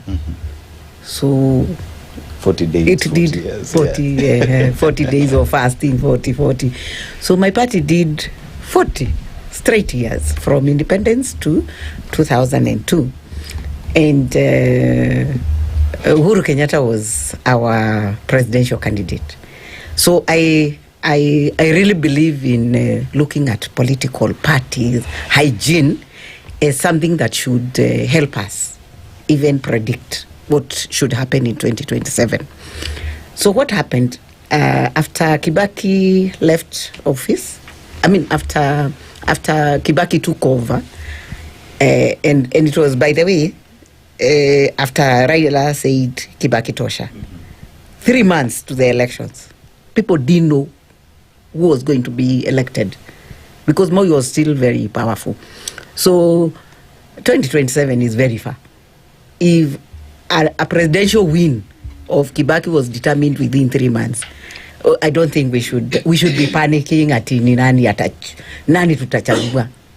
You know, things bring themselves. Vitu hujileta. But look at political behavior, especially the presidents. After Kibaki took over in 2002, 2003, there were serious cracks, if all of us can recall. Raila started saying, kulikuwa na MOU, nini, mekataa kufanya nini, kuheshimiwa. 2004, there was so much tension. 2005, there was a referendum that divided this country, very seriously, and we are still suffering the effects of that referendum sponsored by government that was defeated. That time, Uhuru Kenyatta and William Ruto and Raila were in one camp. That's when they formed Orange. By the way, Uhuru Kenyatta is also a founder of ODM as much as William Ruto and Raila Odinga. So look at what happened in 2007. Kibaki could not run on the knack that put him in. So he created a wave. So that Kibaki Tosha created a wave of knack, brought in Kibaki, but it couldn't sustain him. So he created a wave around PNU. Sindio? And it was within 6 months. PNU ikashika. Everybody left NAC and joined PNU, and they won. Kibaki won the second term. Fast forward, Uhuru Kenyatta came with the TNA. He created a serious wave, while William Ruto created a wave in Rift Valley, URP. They formed that Jubilee coalition, took power. 2 years later, TNA was dead, Jubilee Party was born. Because I remember Waititu, when he went to contest in Kabete, he was elected as an MP on a Jubilee Party ticket in 2014? Something like that. Fast forward, 2017, Jubilee wave, ODM wave. They got the presidency. Uhuru got his second term. 2018 handshake came, so Jubilee was dead. Fast forward, Ruto creates UDA in 2021 after COVID. He won. Right now, do we have a ruling party? Is UDA ruling party? In fact, Ruto talks about ODM more than he talks about UDA. So what does that tell us as Kenyans in terms of even predicting what is going to happen in 2027? That we do not have political parties hygiene. We cannot tell this political party has an ideology, apart from my party. That's why, in fact, KANU is the only party that has ideology. And that is why by the way, there's another side of me you don't know. I was running for governor on a KANU ticket. In which county? In Kiambu. Okay. But of course it was yellow, so people elect parties. And you're still in KANU? Siwezi toka. Damu. Damu. Ukiingia kwa damu haitoki. Because I really okay. Because I really believe that this is the conversation we should be having now, and my work is to just encourage Gen Zs to join KANU and take over this leadership. Okay, maybe we should go to that question. And interesting to hear from people that is the party agenda in the minds of people when we think about politics. Mambo ya chama ndio inaingia kwa akili za watu wakifikiria, okay, how are we going to move forward? Let's hear from more people on our panel this morning. Yes, sir. Yeah, my name is Joyline. I'm the Bunge la Waselendo, Marsab chapter. I'm speaking in perspective that whether we know, what we want as a citizen of this country. I'm speaking as a millennial. I'm also a Gen Z. What happened last time was just a backup of millennial supporting the Gen Zs. So today you're speaking as a millennial or a Gen Z? Millennial. You're a millennial. All right, let's go. A youth. Yeah. Okay. Very important. The problem is, during Kibaki time, some of us benefited that free school scholarship. And now that is the cause of everything, because the knowledge is outside the job space. No one is employed. Degree holders, diploma, we are just hanging around. Including myself, I'm a degree holder. We are yet hanging around. Now the knowledge, it's outside the job market. We have been taken hostage by these leaders, our elected leaders, because they have the power of money. So what they do, because now they bring us into cocoons of tribal, bring us to the way of being a blogger of someone, so that you cannot have any, because you don't have money and you have the knowledge of doing this thing. So we are littering around, but we don't have money. In a place where I came from, Marsabit, an example, we are still in a very pathetic living life. People are still poor. Every time you see droughts, just say northern Kenya. Because people, we elect them, they come here to Nairobi. Now when they go back, they will now take those who are learned, because there are so many youths hanging around. They are jobless. They are just, they engage themselves now in drinking alcohol. They give them small handouts. Now they mix them, make them fight. Watu wanapigana, watoto wanapigana. They divide them into two groups. So that's why we are missing the point of who we want and what we want.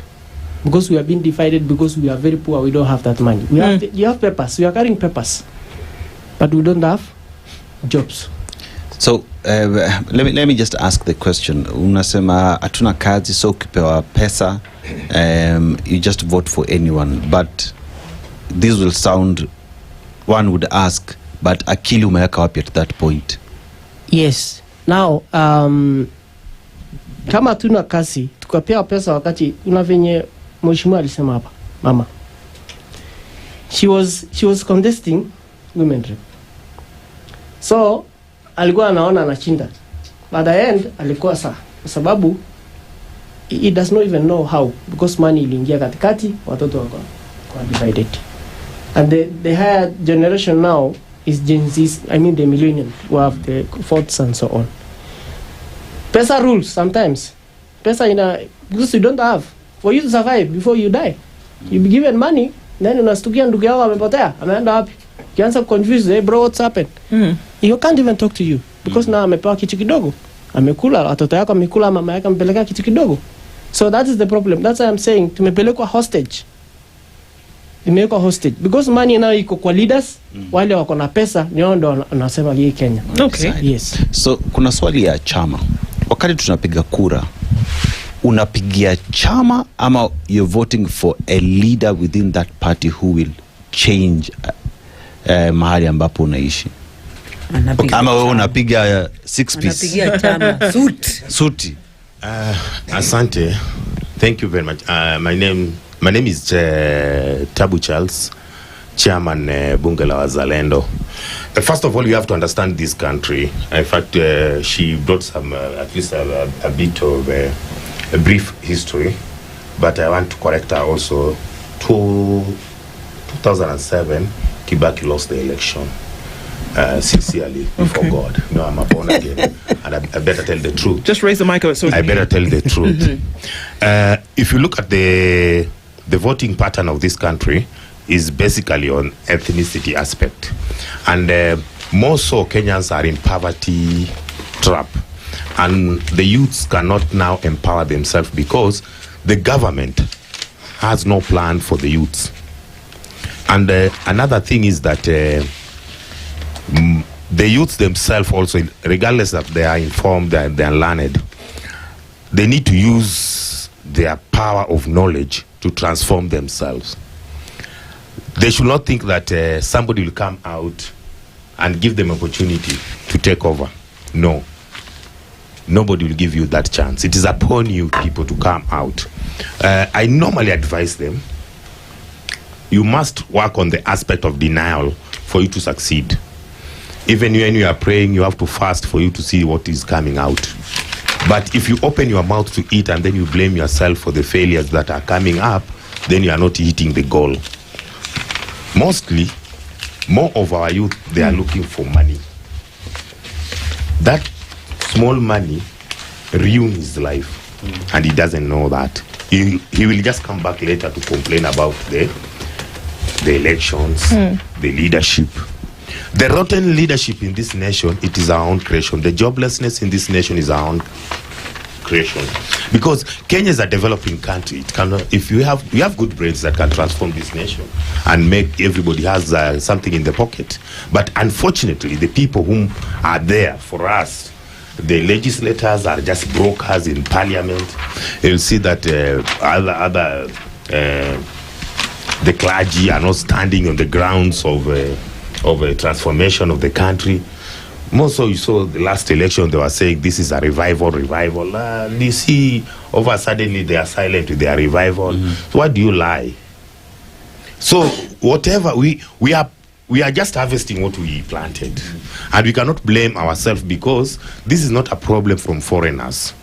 We claimed that we are going to vote to bring a leader.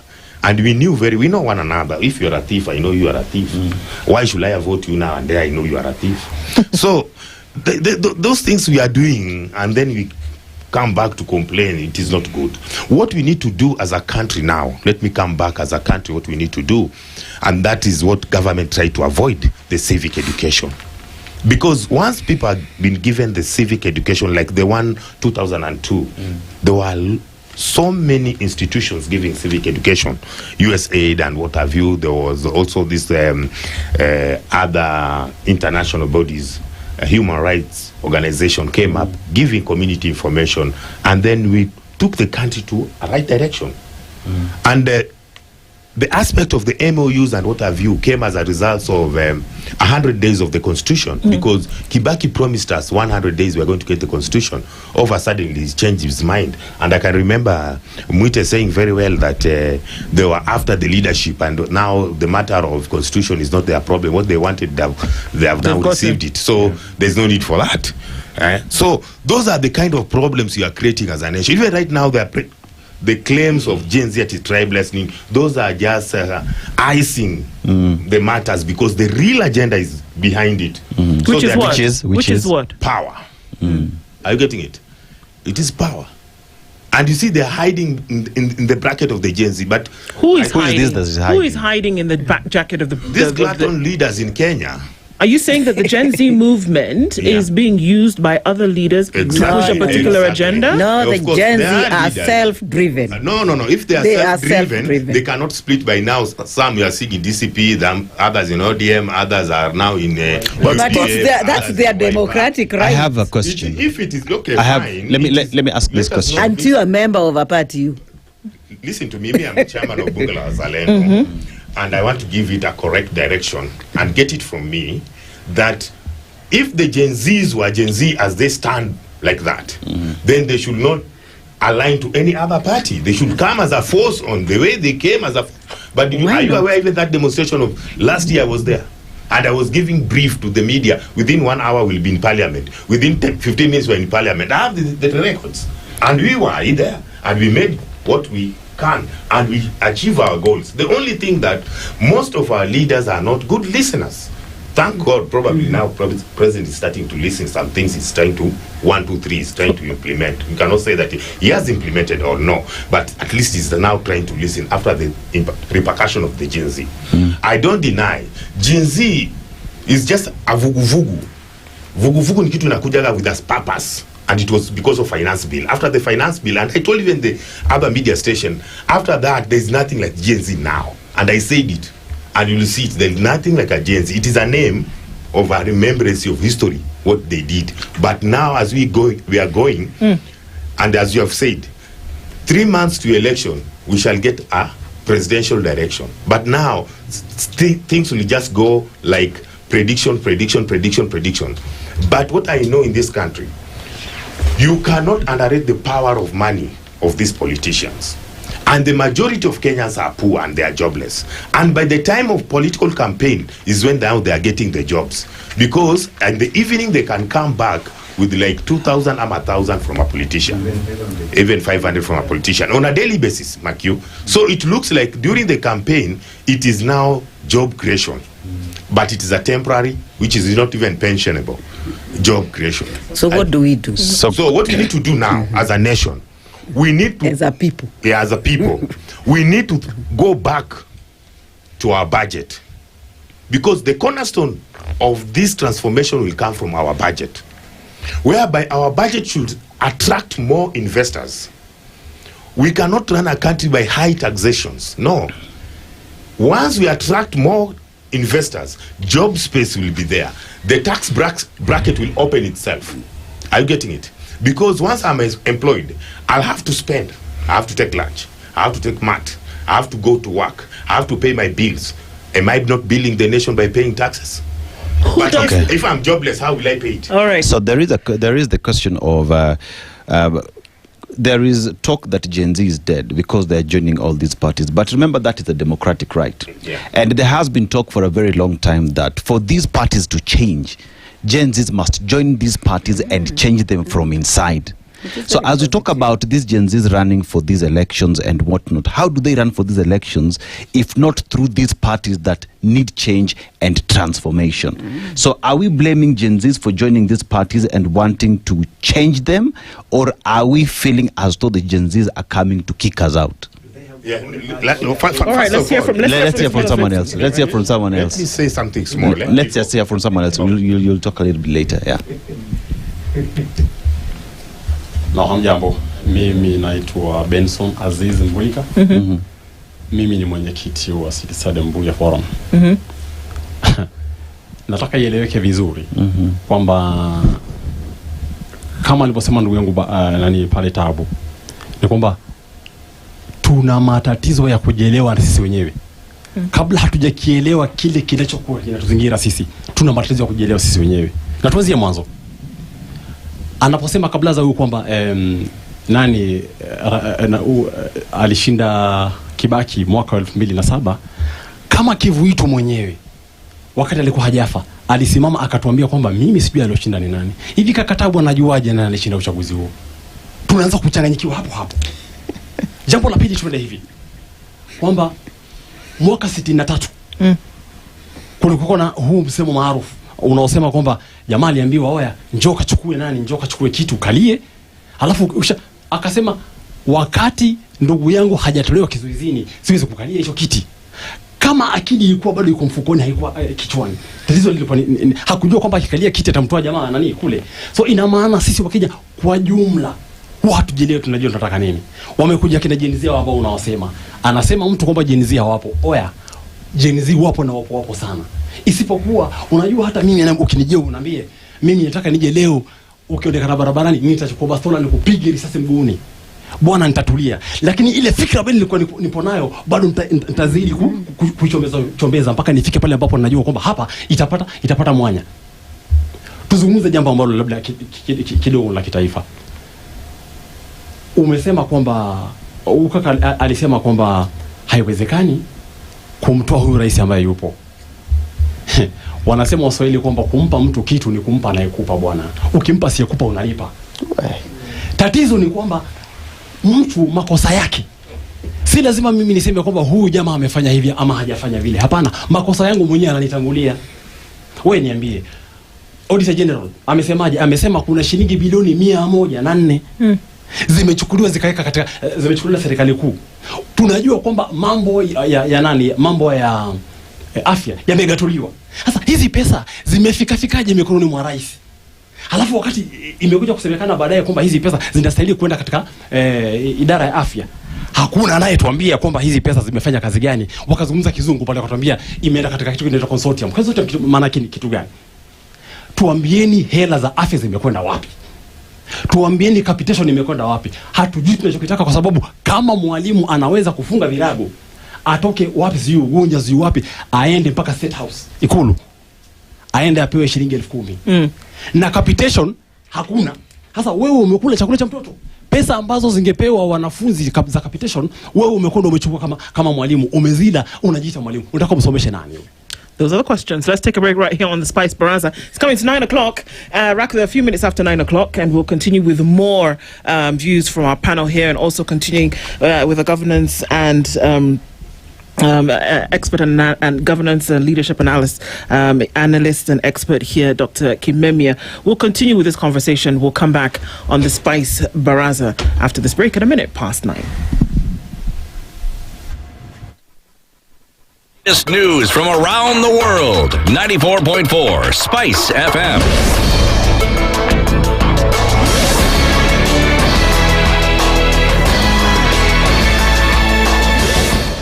Good morning. This is the News Wire. I'm Leah Obaga. It's all systems go for the ODM party primaries that will be conducted today to Saturday in order to select candidates for the November 27th by-elections, National Elections Coordinating Committee Chairperson Emily Awita assured all qualified aspirants of a free and fair process, reaffirming the party's commitment to credible leadership. Vacancies have been declared in Ugunja and Kasipul constituencies and several wards across the country.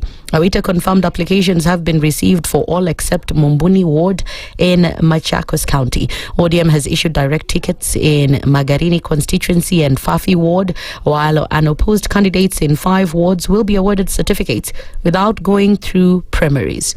The autopsy report of 36-year-old Samson Ouma, who died at Wamalwa Kijana Referral Hospital in Trans Nzoia County after being taken by prison officials, has revealed that he died of blood clots.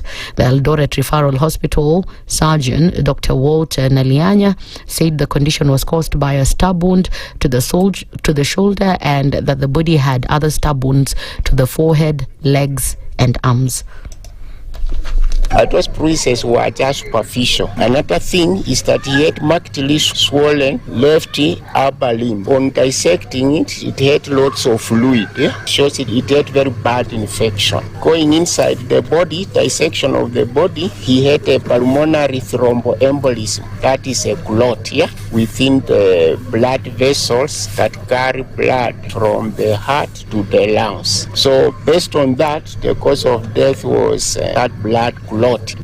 It is a case that has been denounced by the human rights organization such as Vocal Africa, and one of the officers, that is Frederick Ojiro, says while his Margaret Adhiambo who was overwhelmed with grief after receiving such news.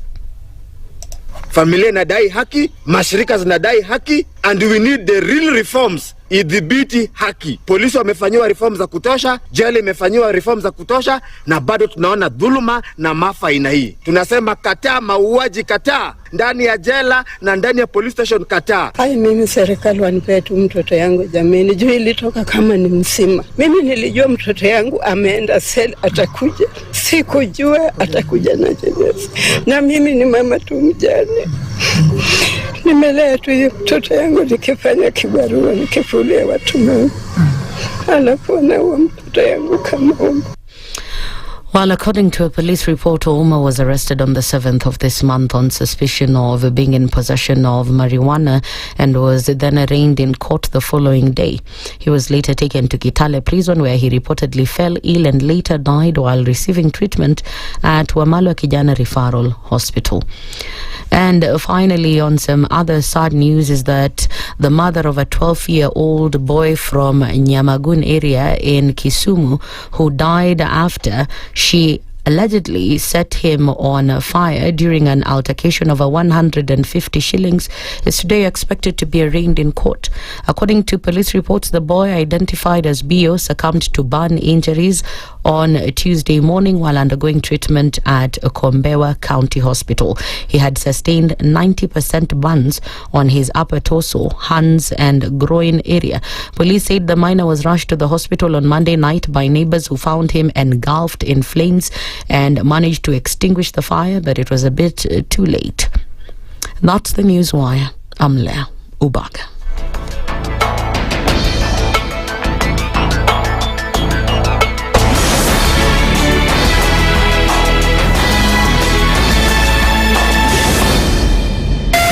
.4 Spice FM, Nairobi. Good morning, and I love your show. Thank you. Having come from a Kikuyu radio background, I migrated to Spice because of the content. I was born in a slum, but somehow I got a break in life. So sometimes when you see the sweating coming out because of the passion and whatever it is, behind the noise, there are people, and we share the same umbilical cord. It shouldn't be like that.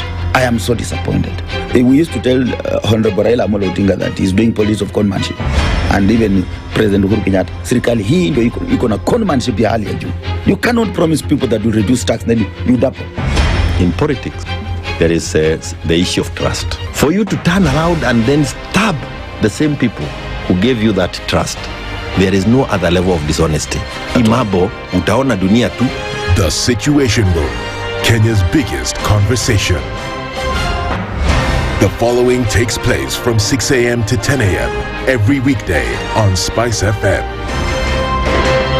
If we just gloss over issues and hope that time heals, then we might find that in generations to come, we might be back at the same situation. And the whole thing is born of stolen elections. Spice. When it comes to the decisions you make, you must be independent.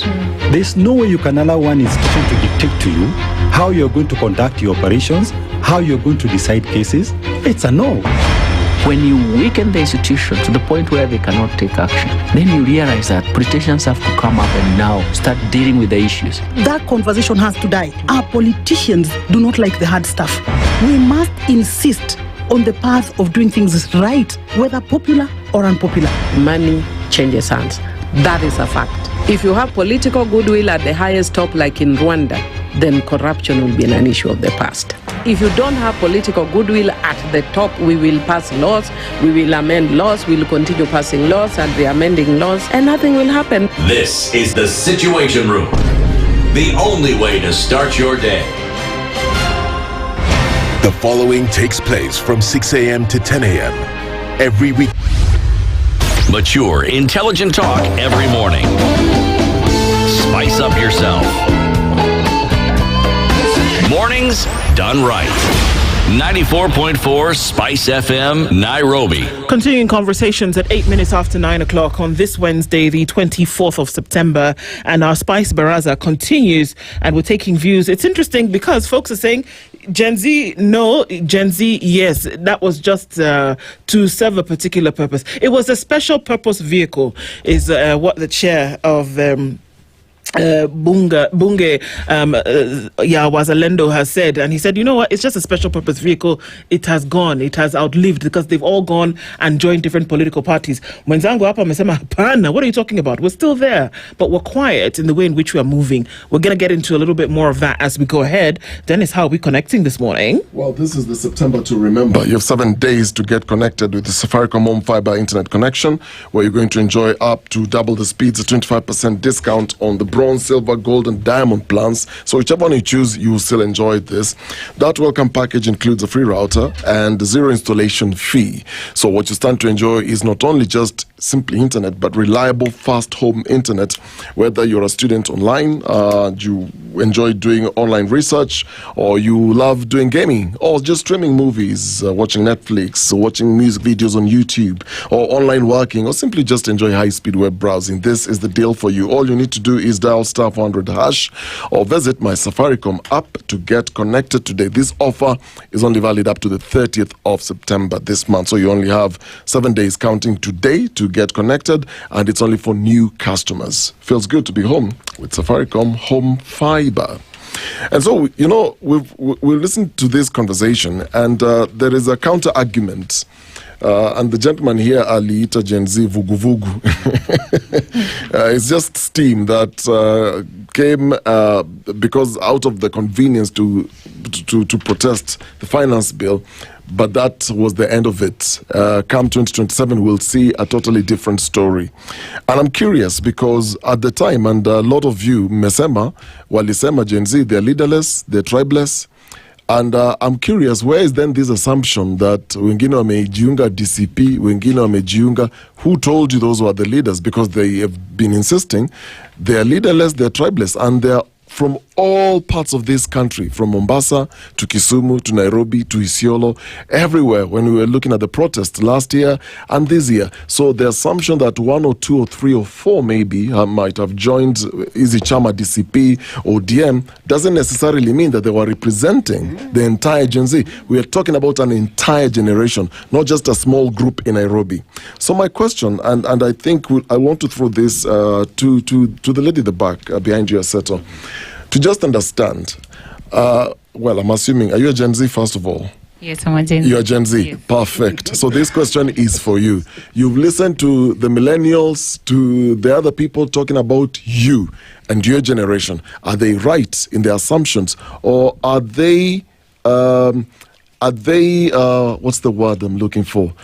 Are they underestimating that the few who have joined the parties, there's a majority that is quiet, but they're doing things under the radar. But come 2027, that's when we'll see the real face and the power and the force of the Gen Z. Yes, my name is Aurelia Washera, and I come from Murang'a County. I lead a group of Murang'a young professional hapa na represent bunge la mwananchi. Gen Z is powerful. Gen Z is there. Gen Z is waiting for date 10/8/2027 to change the nation. I'll first say, hii serikali haina agenda. I've existed in 3 governments, ya Kibaki, ya Uhuru, na sasa ya Ruto. Ya Kibaki ilikuwa na agenda, na siku vote, sikuwa na kura. Agenda to the youth. You know, youth ndo asset ya either the world, even to our nation. Wakati wa Kibaki tulipewa free education. I benefited. Wakati wa Uhuru akaleta free education in tertiary institutions, na akapea pia watoto wa grade 1 and akawapea zinaitwa aje laptops ndogo. Tukiangalia hii ya UDA hakuna agenda. Their agenda was one, which they achieved immediately after they were elected. That is to remove dynasty from the government. That was the only agenda. So since last year, since 2022 August to date, hawana agenda. Kwa sababu yao iliisha ya kutoa hiyo government ya Uhuru, na sasa hawana agenda. That's why Gen Z came through. Wakaonyesha jua mna agenda, we'll come up with our own agenda. Na sasa hakuna kitu mbaya kama government kuonyesha kufanya kazi. Wangekuja na agenda, watuonyeshe kufanya venye watatufanyia. Lakini walikuwa na plan. They had a plan, Aurelia. Hakuna plan. They had a plan. They came and they said and in different sectors, they told us that there was a plan for education, there was a plan for healthcare, there was a plan for housing, there was a plan for the hustler. There was a plan. Iyo plan wanna try to change whatever was existing in the last government. Like we see, wanaleta SHA. SHA is from NHIF. It's from SHA. I don't know what next will come. So hakuna new thing is coming from this government. The only new thing is coming is to shoot youth kwa mguu. We didn't see this in Uhuru government. We didn't see this in Kibaki government. So the only agenda that this government is having is controlled by the Gen Z. So no wonder Gen Z is very powerful. Gen Z is feared. Gen Z should be even feared more. Kwa sababu 2027, they are getting into these positions. Wanaingia kwa chama kwa nini? They want to change the system from inside. You know, the last year, we tried kuingia bunge na kuingia everywhere to change with our own power. Tukaona hii yetu ya mkono haitaweza. We need to be in the system to change this, kwa sababu wenye wako sahi ni kama wajui kutumia hizo system. We want to show them, na hatuwezi ingia pale kama hatujapewa kura. Hatuwezi ingia pale kama hatuko ina political party. We need to get there. We need to have positions to vie. We need to go harder on them. Kwa sababu watu wakikaa hivyo, tutaishi kuambia kenye watafanya. Ni ngumu sisi tushinde tukuambia kenye watafanya, na they can't listen to us because we have free education. We have a lot of knowledge in our minds. We have a lot of skills untapped. So we are ready. We are powerful. We have the synergy to do whatever is needed to be done in this country. Yeah. Yes. Thank you for this opportunity.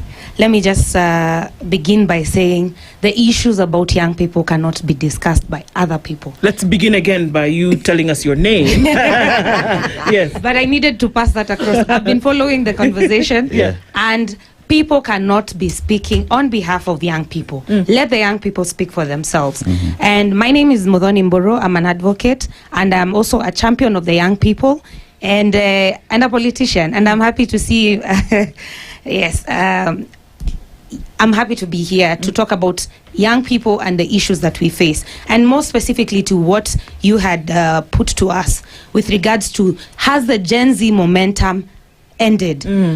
Are they being suppressed by joining political parties? Where are we at the moment as the young people? Let me also put this across, that each generation had their role to play. You can come here and tell us that, I was once a young person. You are indeed once a young person, but the same things you faced during that time is not the same things that is happening in our country at the moment. So the first generation with the likes of the founders of the country, perhaps Jomo Kenyatta, Kagia and all that, what was their role and what was their mandate? Their mandate was to deliver Kenya to get to independence. Whatever critics that are given to whoever did what, whoever didn't do what, that was the first deliverable they had to do. Number two, the second generation, the likes of Martha Karua, Musalia Mudavadi, Baba, Raila, what did they deliver? They brought civil rights, they brought us the constitution, they brought us multipartyism, they played their role in the journey. What is this aspect for the young people? What are we to deliver? And the message is very clear, and you can see with all these digital innovations and what young people are doing, the message is clear. Ours is economic transformation. But then a question will be put to us: will we watch while the political class is doing the wrong things? And the answer is no. So even though we are talking about economic liberation and economic empowerment as young people, we will not keep quiet when old wine is being put in new casks, when people are failing to do their mandate, perform their mandate, if someone has been given an office. And that's basically what we want to do, economic transformation. And I can give you an example where people will ask, okay, what have you done as the young people? There's this is a give or take. Is it a good thing or a bad thing? Remember when we had these fights between Tanzania and Kenya, and Kenyans on the digital platform, especially young people, with social media and all this influence, what did we see them doing? People were stealing from the bank ya Tanzania, wanatumia orphans in some places. That is the young people. That's the potential young people. If it was in the United States, those guys would be the ones who would be placed in FBI or all these other agencies. Most recently, without mentioning the names, there's a young person who's been taken to court because he stole, I think, is it 6 million or how much was it? He stole some money from a bank. It's it's a give or take. Is it a bad thing? Is it a good thing? But that money was also still sent to the needy. I mean, we are not saying stealing is a good thing, but these are potentials that you can see in young people that we are showing in digital platforms, in all these platforms, in governance, calling for accountability, which is something that will continue. This was not something that was being seen during Martha Karua's era. And why is this? Because perhaps things have changed and people need to admit that indeed things have changed. People are aware. People are woke. Young people are aware of what is happening. Every other time people are aware. So will this change? It then leads to the question, will this change the dynamics of the 2027 election? Oh yes, it will. It will indeed change. Let me also put this across that 18 to the age, people between the age of 18 to 35, the age bracket, we have 15 million voters in between the age bracket of 18 to 35. 35 and above, only 13. And this one I'm putting across to any young person who's watching this. What does this mean? 35 and above are the only ones when you're gonna kura, 13 million only. With us having the majority, bearing in mind that the youth make up 75% of the Kenyan population. So that should send a message. Any political party would be wise to not only put us, we've seen this issue with young people being put for photo ops. You'll see these politicians taking Modhoni Mboro, sasa sahi hata labda watanipigia kuja tukweke kwa picha tu. We do not want to only be seen, we want to actually do something. Bearing in mind that we will be the majority voting, that is something. But the gentleman next to you and Edward behind him clearly stated and said, the problem is, it's all talk, like you're saying, it's economic transformation. It's all talk, but 3 months or close to the election, everybody goes back to the tribal cocoons. And he says that is the current issue, involving young people, that yes, you are young, you have this agenda, but at some point, you go back again. Kama wewe ni Mkikuyu, you go back to kwenu, kwa mtu wenu Mkikuyu. Kama ni Mjalo, ni Mjalo. Is tribe a factor in this conversation? Let me say, we cannot really address issues that have not yet, we've not yet gotten there. The late Charlie Kirk from the United States, one of the things I take from him, people might argue that he's racist, etc. One of the things I take from him, he says, instead of saying the rest is history, he said the rest is future. There's only one way to find out. With the voter registration exercise commencing on the 27th of this 29th or 27th? Monday, next week, yeah? With the voter registration exercise starting on Monday and the by-election starting on 29th of November, this is the time where we are calling out young people and asking them, let us test the water. Let us show people what we can do. We cannot preempt. I understand the fear that is there. And of course, there'll be all these factors that will influence the election. But we have not yet had an election since the Gen Z movement. And what also I would like to say, the Gen Z movement was very powerful, and it was not only about occupation and what. It just was a time in history to show people that these young people, they will do something. Yes. So we cannot preempt and say, let me just say this on behalf of young people and a Gen Z myself. It's a wait and see kind of moment. Okay, let's hear from some other folks. Let's hear from the lady in blue, Tafadhali. My name's Joy Esnas from Bunge la Wananchi. All I can say is we are at the ground registering, advocating for young Gen Zs to register as voters so that we can elect leaders who are respectful, truthful, and who can create more employment for the young generation that is within us and the ones coming behind us. Wow. Okay. That's beautiful. All right. And you, sir? Yeah. Thank you for welcoming me for the debate. My name is Ameshak Masiza, Bunge la Wazalendo. I wish to inform the public that Gen Z, although we are praising Gen Z, but Gen Z, they did their part as per they were pushed to do, but they were not smart upstairs. Okay. Because if they were smart upstairs and they wanted to kick Ruto out of office, they were supposed to storm parliament and stick there until army comes in and tells Ruto to vacate.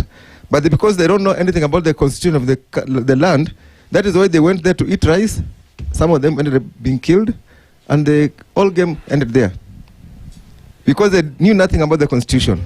I beg to differ. Okay. Yeah. So you're saying the reason why, in your eyes, that the Gen Z movement failed is because they don't know anything about the Constitution? Exactly. And when given the opportunity, they didn't know what to do with it? Exactly. This is what you're saying? Normally, when you storm the parliament or a government institution, you're supposed to camp there and remain there. You say normally when you storm a government institution. No, that doesn't yeah. happen every It has 3 happened. days. It has happened in other countries. It's not a regular occurrence. Yeah, in Kenya, because we don't follow the law, not even the word of God. So how is there a rule book? How is there a rule book for when you storm a government institution? Is there a rule book for that? That we're saying that normally when you do, this is what should happen.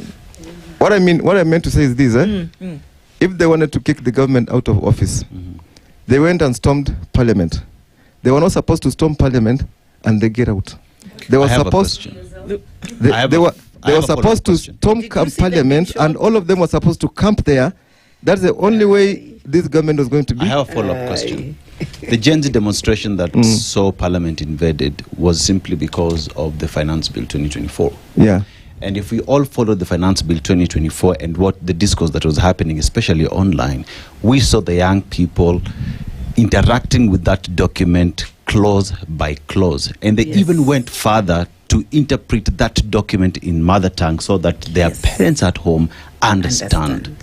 That is the Gen Zs who are interacting with a law, with an act of, with a bill that was to become an act of parliament. Okay.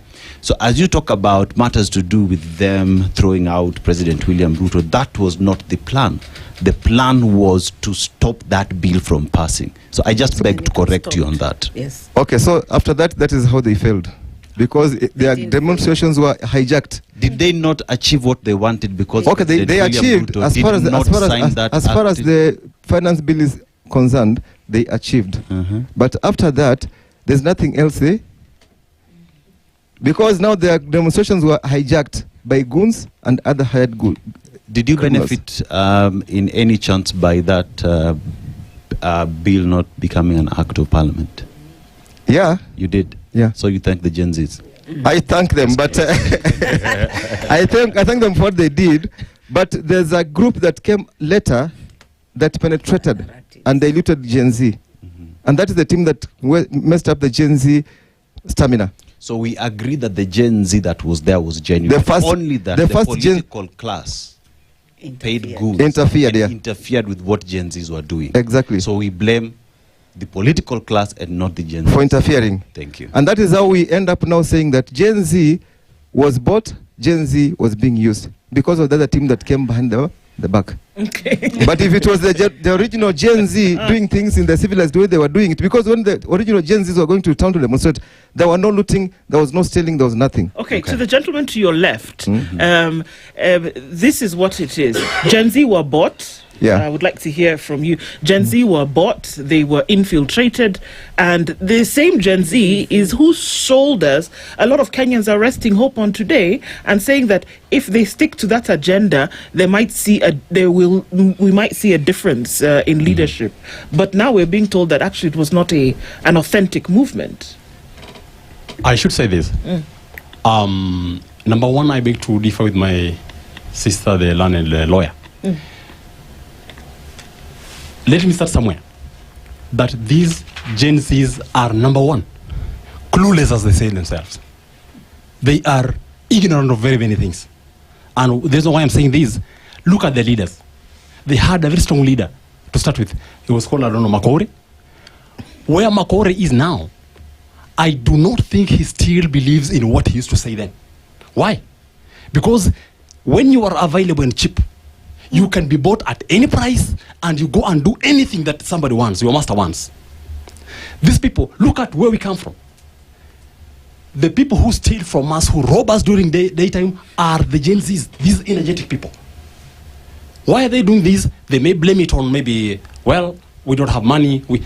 What did you go to school to do? You went there to get knowledge. Why can't you transform this knowledge into doing something that is substantial, that can help you economically speaking? We realized that when we had the maandamano, these guys used to contribute money. Unapata wamechanga zimefika shilingi labda 1,100 ama labda milioni. Why can't they do the same in making sure that wanaanzisha kitu mradi ambao unaweza ukawasaidia wao? So these people are, number one, lazy. Number two, they are clueless. They don't understand very many things. That's the reason why mimi kama mwanasiasa nikifika pale najua pale pana vijana wangapi. Mipini ambayo ilipeanwa pale kwenda kupiga watu city center ilipeanwa kina nani? Si mzee kama mimi. Walipotea majenzi kwa sababu wanajua mtu ambaye ana akili timamu kama mimi, mtu razini kama mimi mfano. Huwezi ukaniletea bwana rungu ukaniambia kampige mwenzako. Nina akili za kufikiria. Lakini kijana ambaye unajua huyu kwanza kwa clueless amesoma alafu kwanza yuko desperate. Desperation yake inatokana na kwamba si kwamba hana hela, akili zake ni finyu. So hawa watu lazima wakalishwe, wafundishwe, na wanawafundisha ni sisi. Tatizo wao hawatusikilizagi na sisi. Wanajifanya unajua sana. Unapata mtu ana simu ya shilingi 1,100. Alafu anakuambia bwana sina job mazee, mimi niko tu hivi niko. Wewe huwezi kuuza hii simu yako ukafanya biashara ya gengeni ya kuuza tomato wewe. So these boys are and girls, sisemi kwa ubaya, hao ndio wanatafuna mirungi kwanza pale nani pale kwenye mabezi zile wanaita mabezi, wanakiti pale midomo imekuwa kijani kibichi. Kwa sababu gani? Kwa sababu wanataka vitu vije kwa urahisi. Hao ndio wanafanya betting sana. Hizo pesa za kufanya betting unatoa wapi? So I want to disagree with my learned sister kwamba hawa vijana sijui trust me, kwanza walitumiwa, and we know walitumiwa. Hawakuwa na hiyo pressure wao wenyewe. They could not have a rapprochement among themselves kwamba let's go and do this. They were walisukumwa na watu fulani. Eventually tumeona kwamba someone like Makore amechukuliwa na wale watu ambao walimtuma. Nao rudi wakampa cheo, amepotelea. Kwa Marekani. Let me ask a question. Please do. Simple question. Thank you. Yes, you will get a right to reply. Somebody wants you also from Dr. Go ahead. Makore, was he a Gen Z leader or was he part of the Gen Zs who showed up? He was part of the my brother, you were trying to ask me to differentiate between the lizard and its tail. I'm asking you a simple question. Yes. The lizard and its tail are the same. Was he the leader of the Gen Z movement? He was part of the leadership of the Gen Z. We all understand that. So he was part of the leadership of the. So if this part of the leadership of Gen Z could take that dimension, then I'm telling you, if the head goes this direction, the tail will definitely go that direction. So the whole of this bunch is clueless, is incompetent in terms of what they want. They don't know what they want until they sit down and decide this is the cause, this is the route we're going to take. Up to now, wacha wachi sisi ambao tunaozidi umri tuwaonyeshe tunakwenda wapi. Wakili is itching. I want to just come back just a minute, hear from Dr. Kimemia in a minute. It would appear as though there is a sentiment, and it is widely bred, that the Gen Z word as an outfit were used. Is it possible 1 million strong people in the city on the day of the 24th to push a particular agenda that moved the needle quite significantly? Yes. But what we're hearing is that they were used by somebody to do something. I really beg to differ with the last two speakers. And in my view, you are extremely ignorant in terms of paying attention to detail. There's a question that was asked. What was the agenda that took them to the street? It was the finance bill. Did they succeed? Yes. Was it repealed? Yes. Did they also demand that Ruto dissolves cabinet? Did he dissolve? Yes. Did they demand that Ruto comes to join them? He didn't. He didn't dissolve cabinet. He moved some people around. He didn't dissolve cabinet. Yes. Yeah. Yes, but from the declaration of the president himself, he dissolved cabinet for 2 weeks or 3 weeks? We didn't have cabinet. That was profound in terms of impact of the young people. In fact, all their demands were met. So to me, that was extremely successful. It changed the history of this country to a degree that has never happened. And therefore, what I would urge you, because you are parents, you look like we are the same age, and therefore the Gen Zs are our children. You cannot use words like failure. Honestly, you can't. You cannot say that they should have stayed in parliament, but we saw them in parliament. We saw 50 of them killed outside parliament. They did it. So let us give credit where it's due. Fast forward, look at how they celebrated Saba Day, that concert that was at Uhuru Park, where there were no policemen and there were no goons. There were more than 20,000. Remember, they started by paying tribute to their fallen heroes. Mulionda walitengeneza some beautiful crosses, and they prayed and they sang, they danced. They were in Nairobi town, 20,000 of them that night. Saba, 7th of July, 2027. Let us look at not 2025, 2024. 2 weeks. In fact, a lot of them were being buried within that week. But that day, what I saw personally, because those that are Catholic were allowed to even animate Mass at Holy Family Basilica. There were 8,000 that came for Mass. I was there because I'm very interested in the youth cause. So can we support them? Can we give them credit that is due? About them going quiet, I don't think they are. Let me give you two scenarios. The other day I was invited as a chief guest in an awards for young people in business. You know, across all types of business, and polls were done across the country. What I saw in terms of the economic and social and digital transformation shocked me. Those that are in farming are doing profitable business. Those who are doing kinyozi, saloon, sijui welding, they are Gen Z are a whole institution. They are a whole kingdom. The problem with us, Gen X's, is we are not quite digital, so we don't know what is happening in the digital space. But they are mobilizing a lot of resources, and they are mobilizing themselves. So the way they are doing it business-wise is what will happen in 2027. Last week, I lost a very close nephew from Strathmore, not last week, but let's say 3 weeks ago. What I saw in terms of mobilization by the young people through the social media, they mobilized videos, and also mobilized money. Within 9 days, they had raised over 2 million for their colleague. These young people are not a joke. So can we come out of those bunge spaces and look at them where they are engaging? The few people probably who sit on the roadside or idle just require us to encourage them to look at the resources that are in their hands. Gen Z, who is a graduate and looking for employment, if you look at statistics, the ratio between jobs that are available with government and jobs that are available in private sector is 1 million to 17 million. What does that tell you? That we all need to be doing to be a shara. We need to engage in the private sector more. The civil society, because I think the bunges, that is where you are. You need to change your conversations. How do we tap into the resources that we have? Because the resources are in our hands. Let's change the conversation. Let us have intergenerational. Let us look at the economic opportunities that are available, so that come 2027, our young people will not go for 200 shillings, 500 shillings. They will be too busy to go for those campaigns. And they are all planning to run.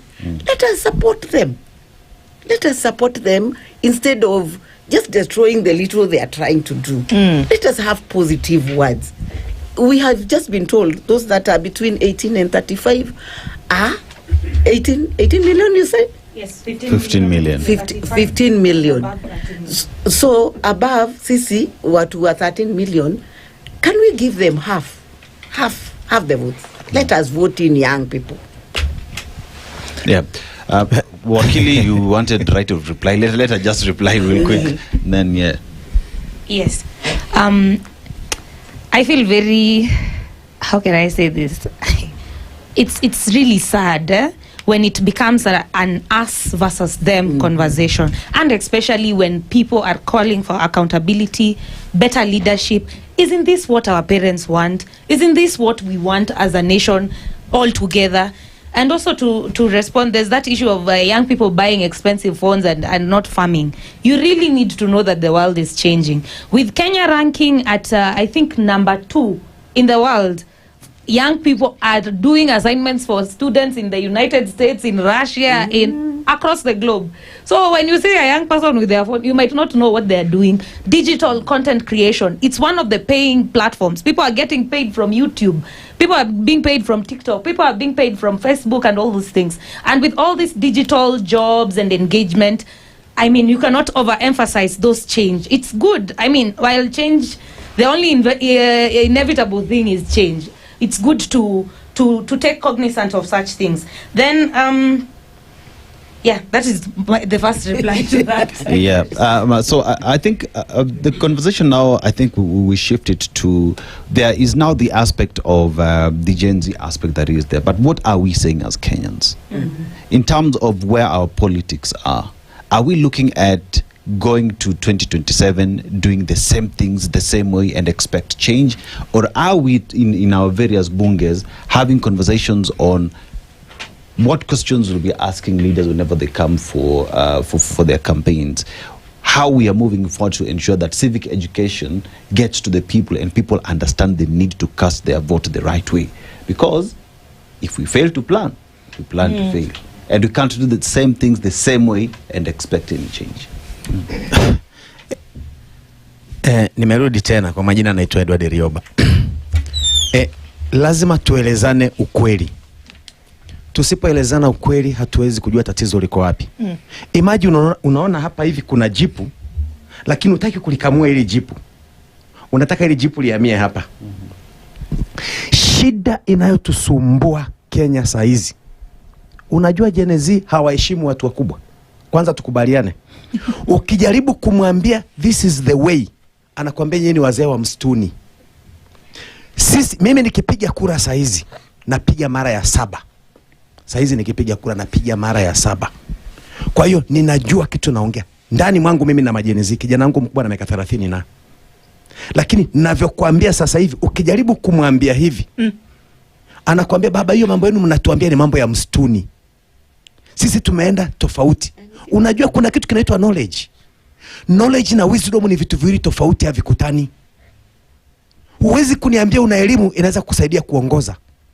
Kuna watu hawajasoma lakini wana wisdom kuliko watu waliosoma. Saa hizi tunavyoongea. Na ukisoma sio kwamba ni tiketi ya wewe kuwa na maisha mazuri mbeleni.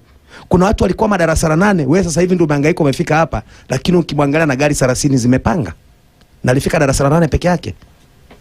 Kuna tofauti ya elimu na hekima. Watoto wetu wamekosa hekima. Wana mbio, hawaijui njia. Tukijaribu tuwaambie, wanatuambia nyinyi wazee wa msituni. Sasa tunashindwa tutawasaidia vipi? Dada yangu hapa amesema hivi, tujaribu kuwapatia watoto njia. Ndugu yangu amesema hapa wazee bado wataendelea kutamba. Na hicho kitu amjiona wazee wataendelea kutamba kwa sababu zifuatazo. 2027 tunakwenda kwenye election. Kuna kitu kinaitwa vikao shirikishi, public participation. Ukiwaambia watoto hawa nendeni pale mkajue nini kinatendeka katika eneo bunge lenu, wanakuambia hatuna muda huo. Sijui unanielewa? Sasa tutawafundisha vipi hao watoto waelewe hii njia ndio tunataka mwende, kesho na kesho kutwa mchague viongozi wazuri. Na ndio maana unaona wazee wanaendelea kukaa. Kuna mzee ametolewa idara hii, anapelekwa idara hii. Hawa watoto wetu hawa jenezi hawa, haki ya Mungu, hawajui kupika hata ugali. Hawa watoto wetu hawa hata kujifulia nguo hawawezi. Na shida ni sisi wazazi. Sikiliza, shida ni sisi wazazi. Sasa hivi tunavyoongea na nyinyi, ngoja nikwambie, tunavyoongea na nyinyi, kuna wazazi wanakwenda weekend university kuchukua watoto wao nguo, wanawapelekea dry cleaner. Sasa tunataka watoto wawe na maisha. Kwanza na mwingine mimi disturbance kwangu, namwambia aenda akasome, alifeli hesabu kidogo. Na ina affect vile watachagua. Ina affect, hiyo ina affect. Connect for us. Sasa hapo ina affect kwa sababu gani? Ili wamchague kiongozi mzuri, lazima tutadiscuss.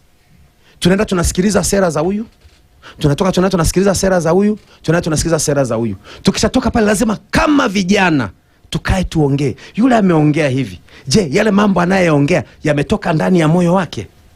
Yanafanana na yeye?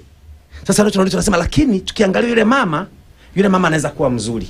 Tukiangalia yule baba anaweza kuwa mzuri. Lakini hiyo vijana wetu hawataki. Baba, acha nikuulize swali. Acha nikuulize kama kijana wako. Baba, umepiga kura mara 7. Na nikipiga napiga ya 7. Utaenda kupiga ya 7. Lakini baba, wewe ndio sababu tuko kwenye hii shida, mbona nikusikize? Na ndio sasa nakuja hapo sasa. Lazima unisikilize mimi kwa sababu zifuatazo. Moja, mimi nimekuwepo tangu zamani. Ninajua mengi. Na hizi siasa tunazifanya sasa hivi, usifikirie ndio zimeanza leo. Siasa iliyofanywa Amerika mwaka 1770 wakati wa George Washington ndio bado inafanywa Kenya. Ni miaka mingapi hiyo imepita? Miaka 200 na haijabadilika. Huwezi niambia kuna sera utaenda useme sera zetu tutaongelea barabara, tutaongelea afya, tutaongelea elimu. Hakuna nyingine mpya. Shida ni kwamba wakati tunaenda kusema huyu anaweza kuwa mtu right kwa sababu zifuatazo, vijana wanatembea hapana. Mimi nataka nilipe zangu tumalizane, tutakutana baada ya miaka 5. Hivyo ndivyo wanaongea. Sasa kutoa haya lazima tufundishane. Na vijana muwe pesi wa kusikiliza. Nimekutolea mfano mzuri. Ili kiongozi ashinde ndani ya chama, kuna pasi wewe imepigwa sehemu pa. Na inapigwa na nani? Mwenye chama. Sasa anatuletea sisi wafisadi.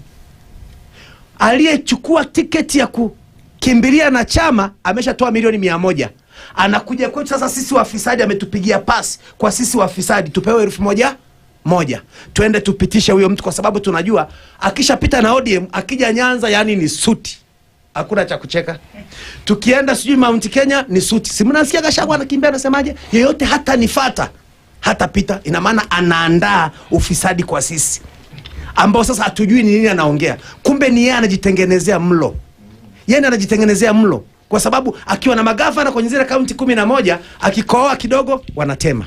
akikoa kidogo wanatema. Akiwa na wabunge wale ana uwezo wa kwenda kunegotiate ndani ya serikali. Lakini wananchi hawajui kwamba hivi ndivyo tunafeli maisha. Na vile mlikuwa mnafanya vitu kitambo, si vile watu wanafanya vitu siku hizi. Mambo yamebadilika.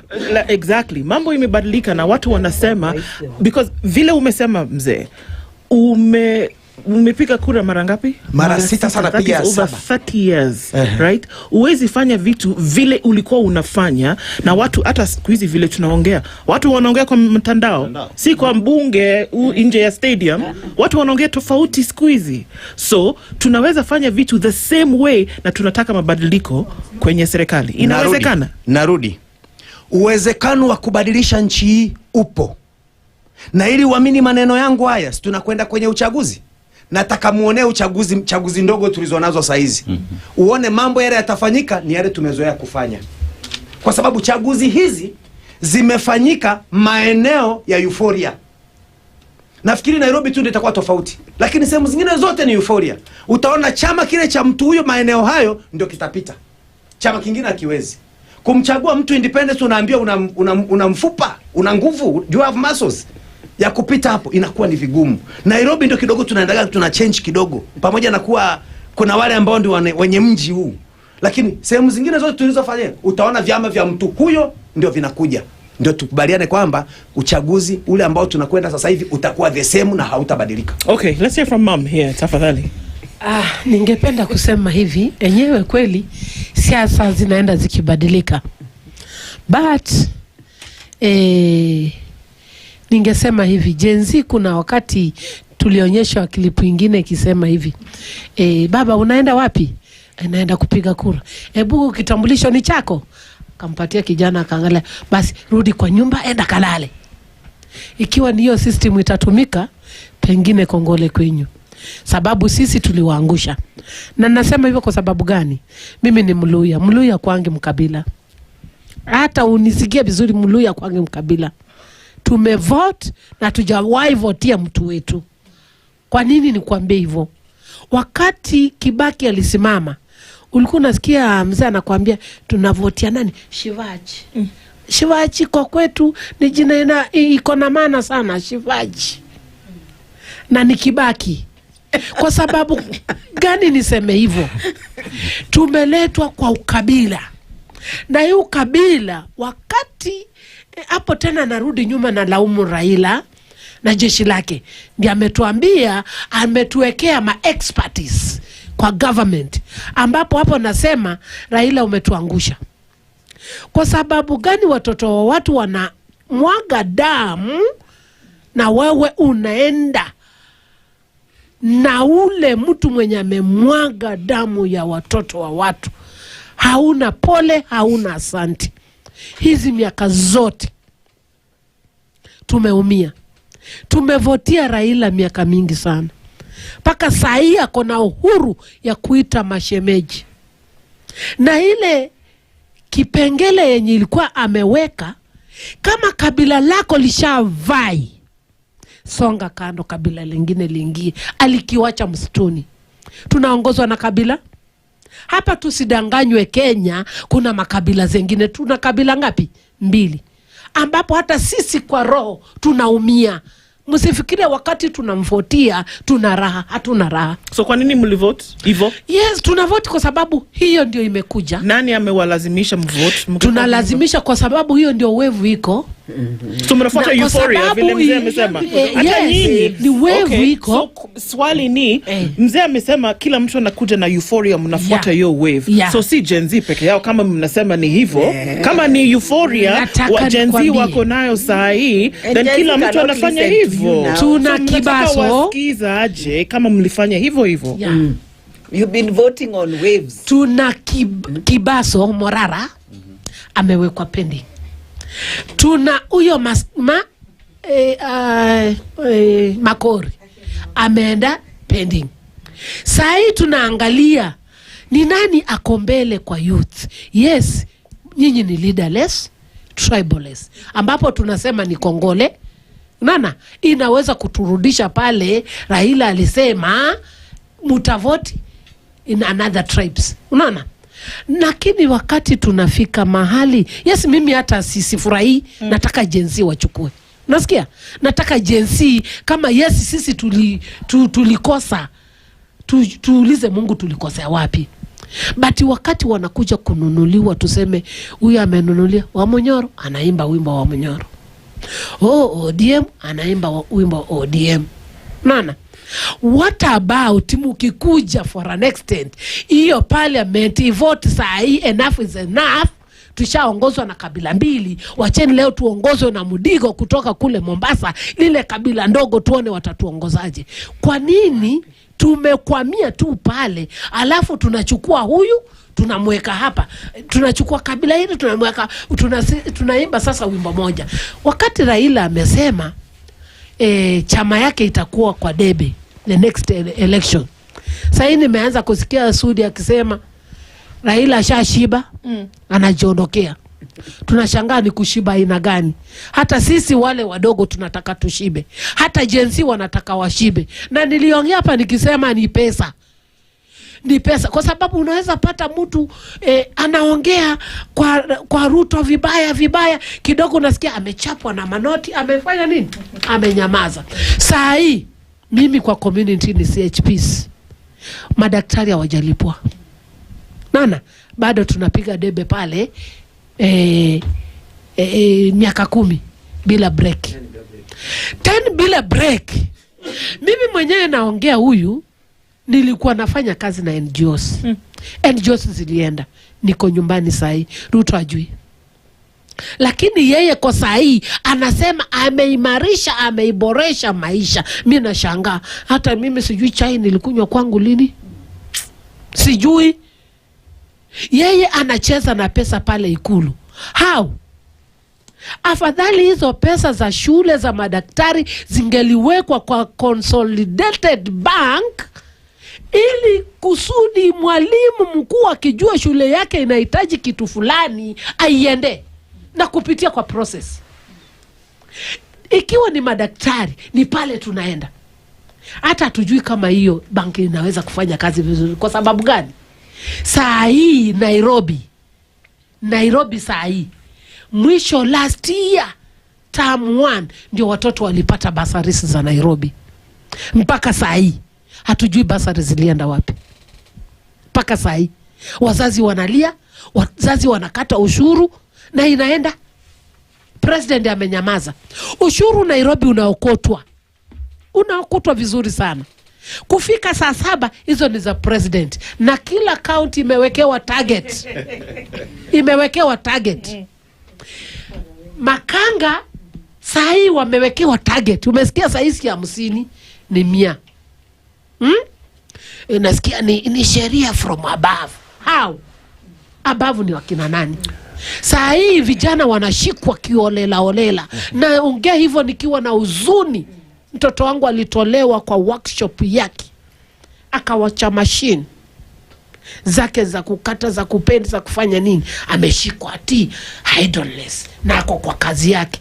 Kwenda kule ndani, mama unajua mtoto hawezi toka hivyo, hii ni masharti mpaka 2,200, kwa sababu police station yenye iko juu imewekewa target ya milioni 1. So mami, I have a question to the gentleman next to you. Yeah. Hizi ni issue mama ameelezea. These same issues anazungumzia are the same issues Gen Zs are trying to fight for. Yes. Justice, accountability, economic empowerment, end to exploitation, equity. It has all these are issues that do not know Akikuyu, Aluya, Akamba. So my question then is, if this is the equalizer, its issues, how then do we still end up having a conversation? Kwa sababu mami amesema yeye ni Mluya, na amesema angalau kabila ingine hata kama ni Wadigo wapati. Why do we then still think Mdigo, Mluya, Mkamba, why do we end up thinking like that instead of going into the issues? Thank you very much. I think, first of all, you have to understand the political history of Kenya in terms of leadership and what have they achieved. In fact, Kenya achieved a lot right from Kibaki. the transformation started from Kibaki. But they are seeing again, we are sinking. That's why there is a new conversation in terms of new leadership. First of all, I congratulate even Gen Z in terms of internet, digital communications, and because these things came within their era and they are good in it. Mobilization, something like that. But what we need to talk about in terms of what type of leadership do you want? Is it a transformative leadership? Because right now Kenya is a capitalist state. It's not a democratical state. We talk of democracy, but we are not a democratical state.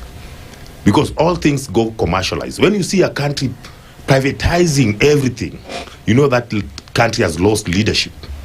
Because as a government, you are there to expand the room for the people to get a living. The government does not do business, but if you open privatization, you are opening business. And business people are selfish people because they want to make money and more profit at the expense of your people. By virtue that now Kenya has what we call cheap labor also. And that's why you find that most of Gen Z have gone to internet services whereby they can do some exam to people in other countries and they are forwarding and they get their dollars. That is good. That is also a way of earning income. We don't deny that. But also we know very well that in terms of leadership that we want to change. And when you remember I talked about vuguvugu. Vuguvugu in Kiswahili means that it is more of a movement that is formed with a purpose. After that purpose, it is gone. You cannot get it again. That's why it is tribeless, nameless, leaderless. That is vuguvugu. Are you getting it? So, if at all we want to give a direction of Gen Z, this is the time they could have tried their stake. The by-elections which are coming. Have you ever heard of them saying that now our candidate is this and that? Have you ever heard them? That is a question I'm giving to the floor also. And then secondly, I was in the movement of the change of Section 2A, even though I was in my high school. And I pushed even the demonstration in 96. Now I was there performing and also voting. In 97, my first time. What I saw from that time up to now, the changes that are happening, the kind of demonstration right now is more of a technology movement, is mobilized by technology. But previous ones, it was commonly one-on-one communication. Two, it doesn't matter who baked the cake. What matters is the cake. And the Kenyans want the cake. So for us to get the cake and to get the right leader who can transform this nation, we have to sacrifice a lot. And that's why you are talking about, you have given me a question whereby, why is it Mdigo, the way my sister talked about Mdigo, Taita, something like that. But you see, when you vote for the numbers. And this thing, in fact, I was in another media station, I talked about this thing, and then people talked about me that being a tribal. Me, I wanted this matter to be amended in the Constitution, because Constitution is the guideline of everything. If we put this matter on the Constitution, that those people who have been there, let them now step aside for others who are not there, because we are almost 51 tribes, so that we can ascend slowly within the path of the Constitution. Because tomorrow, somebody will tell you, we are the majority, and you have voted block. Once we combine the two ethnic group, we are taking the power. So the minority will never be there. They'll be the listeners. Are you getting it? But according to the Constitution, again, the power is vested on the people, and those people are the majority. So where will the minority get it? Indeed. Look, from anything that we've been able to do in this conversation is to realize that there's still very, very many divergent views, opinions, and that if there's going to be anybody coming together on certain things, there's still quite a lot of conversations to be had. There's quite some work that needs to be done. But the thing is that all of these opinions, whether we want to look at them in whichever way, are respected, and that they must be part of the conversation, whichever way. Thank you, all of you, for being here this morning and for being part of the Spice Baraza. Dr. Kimemia, thank you for joining as well and being here to share your knowledge and expertise in this area. And thank you, our audiences by and large, for being part of this and ending the Situation Room with the Baraza this morning. We look forward to the next one, where we continue to have conversations that matter. It's 10:01. Good morning. The latest news from around the world. 94.4 Spice FM.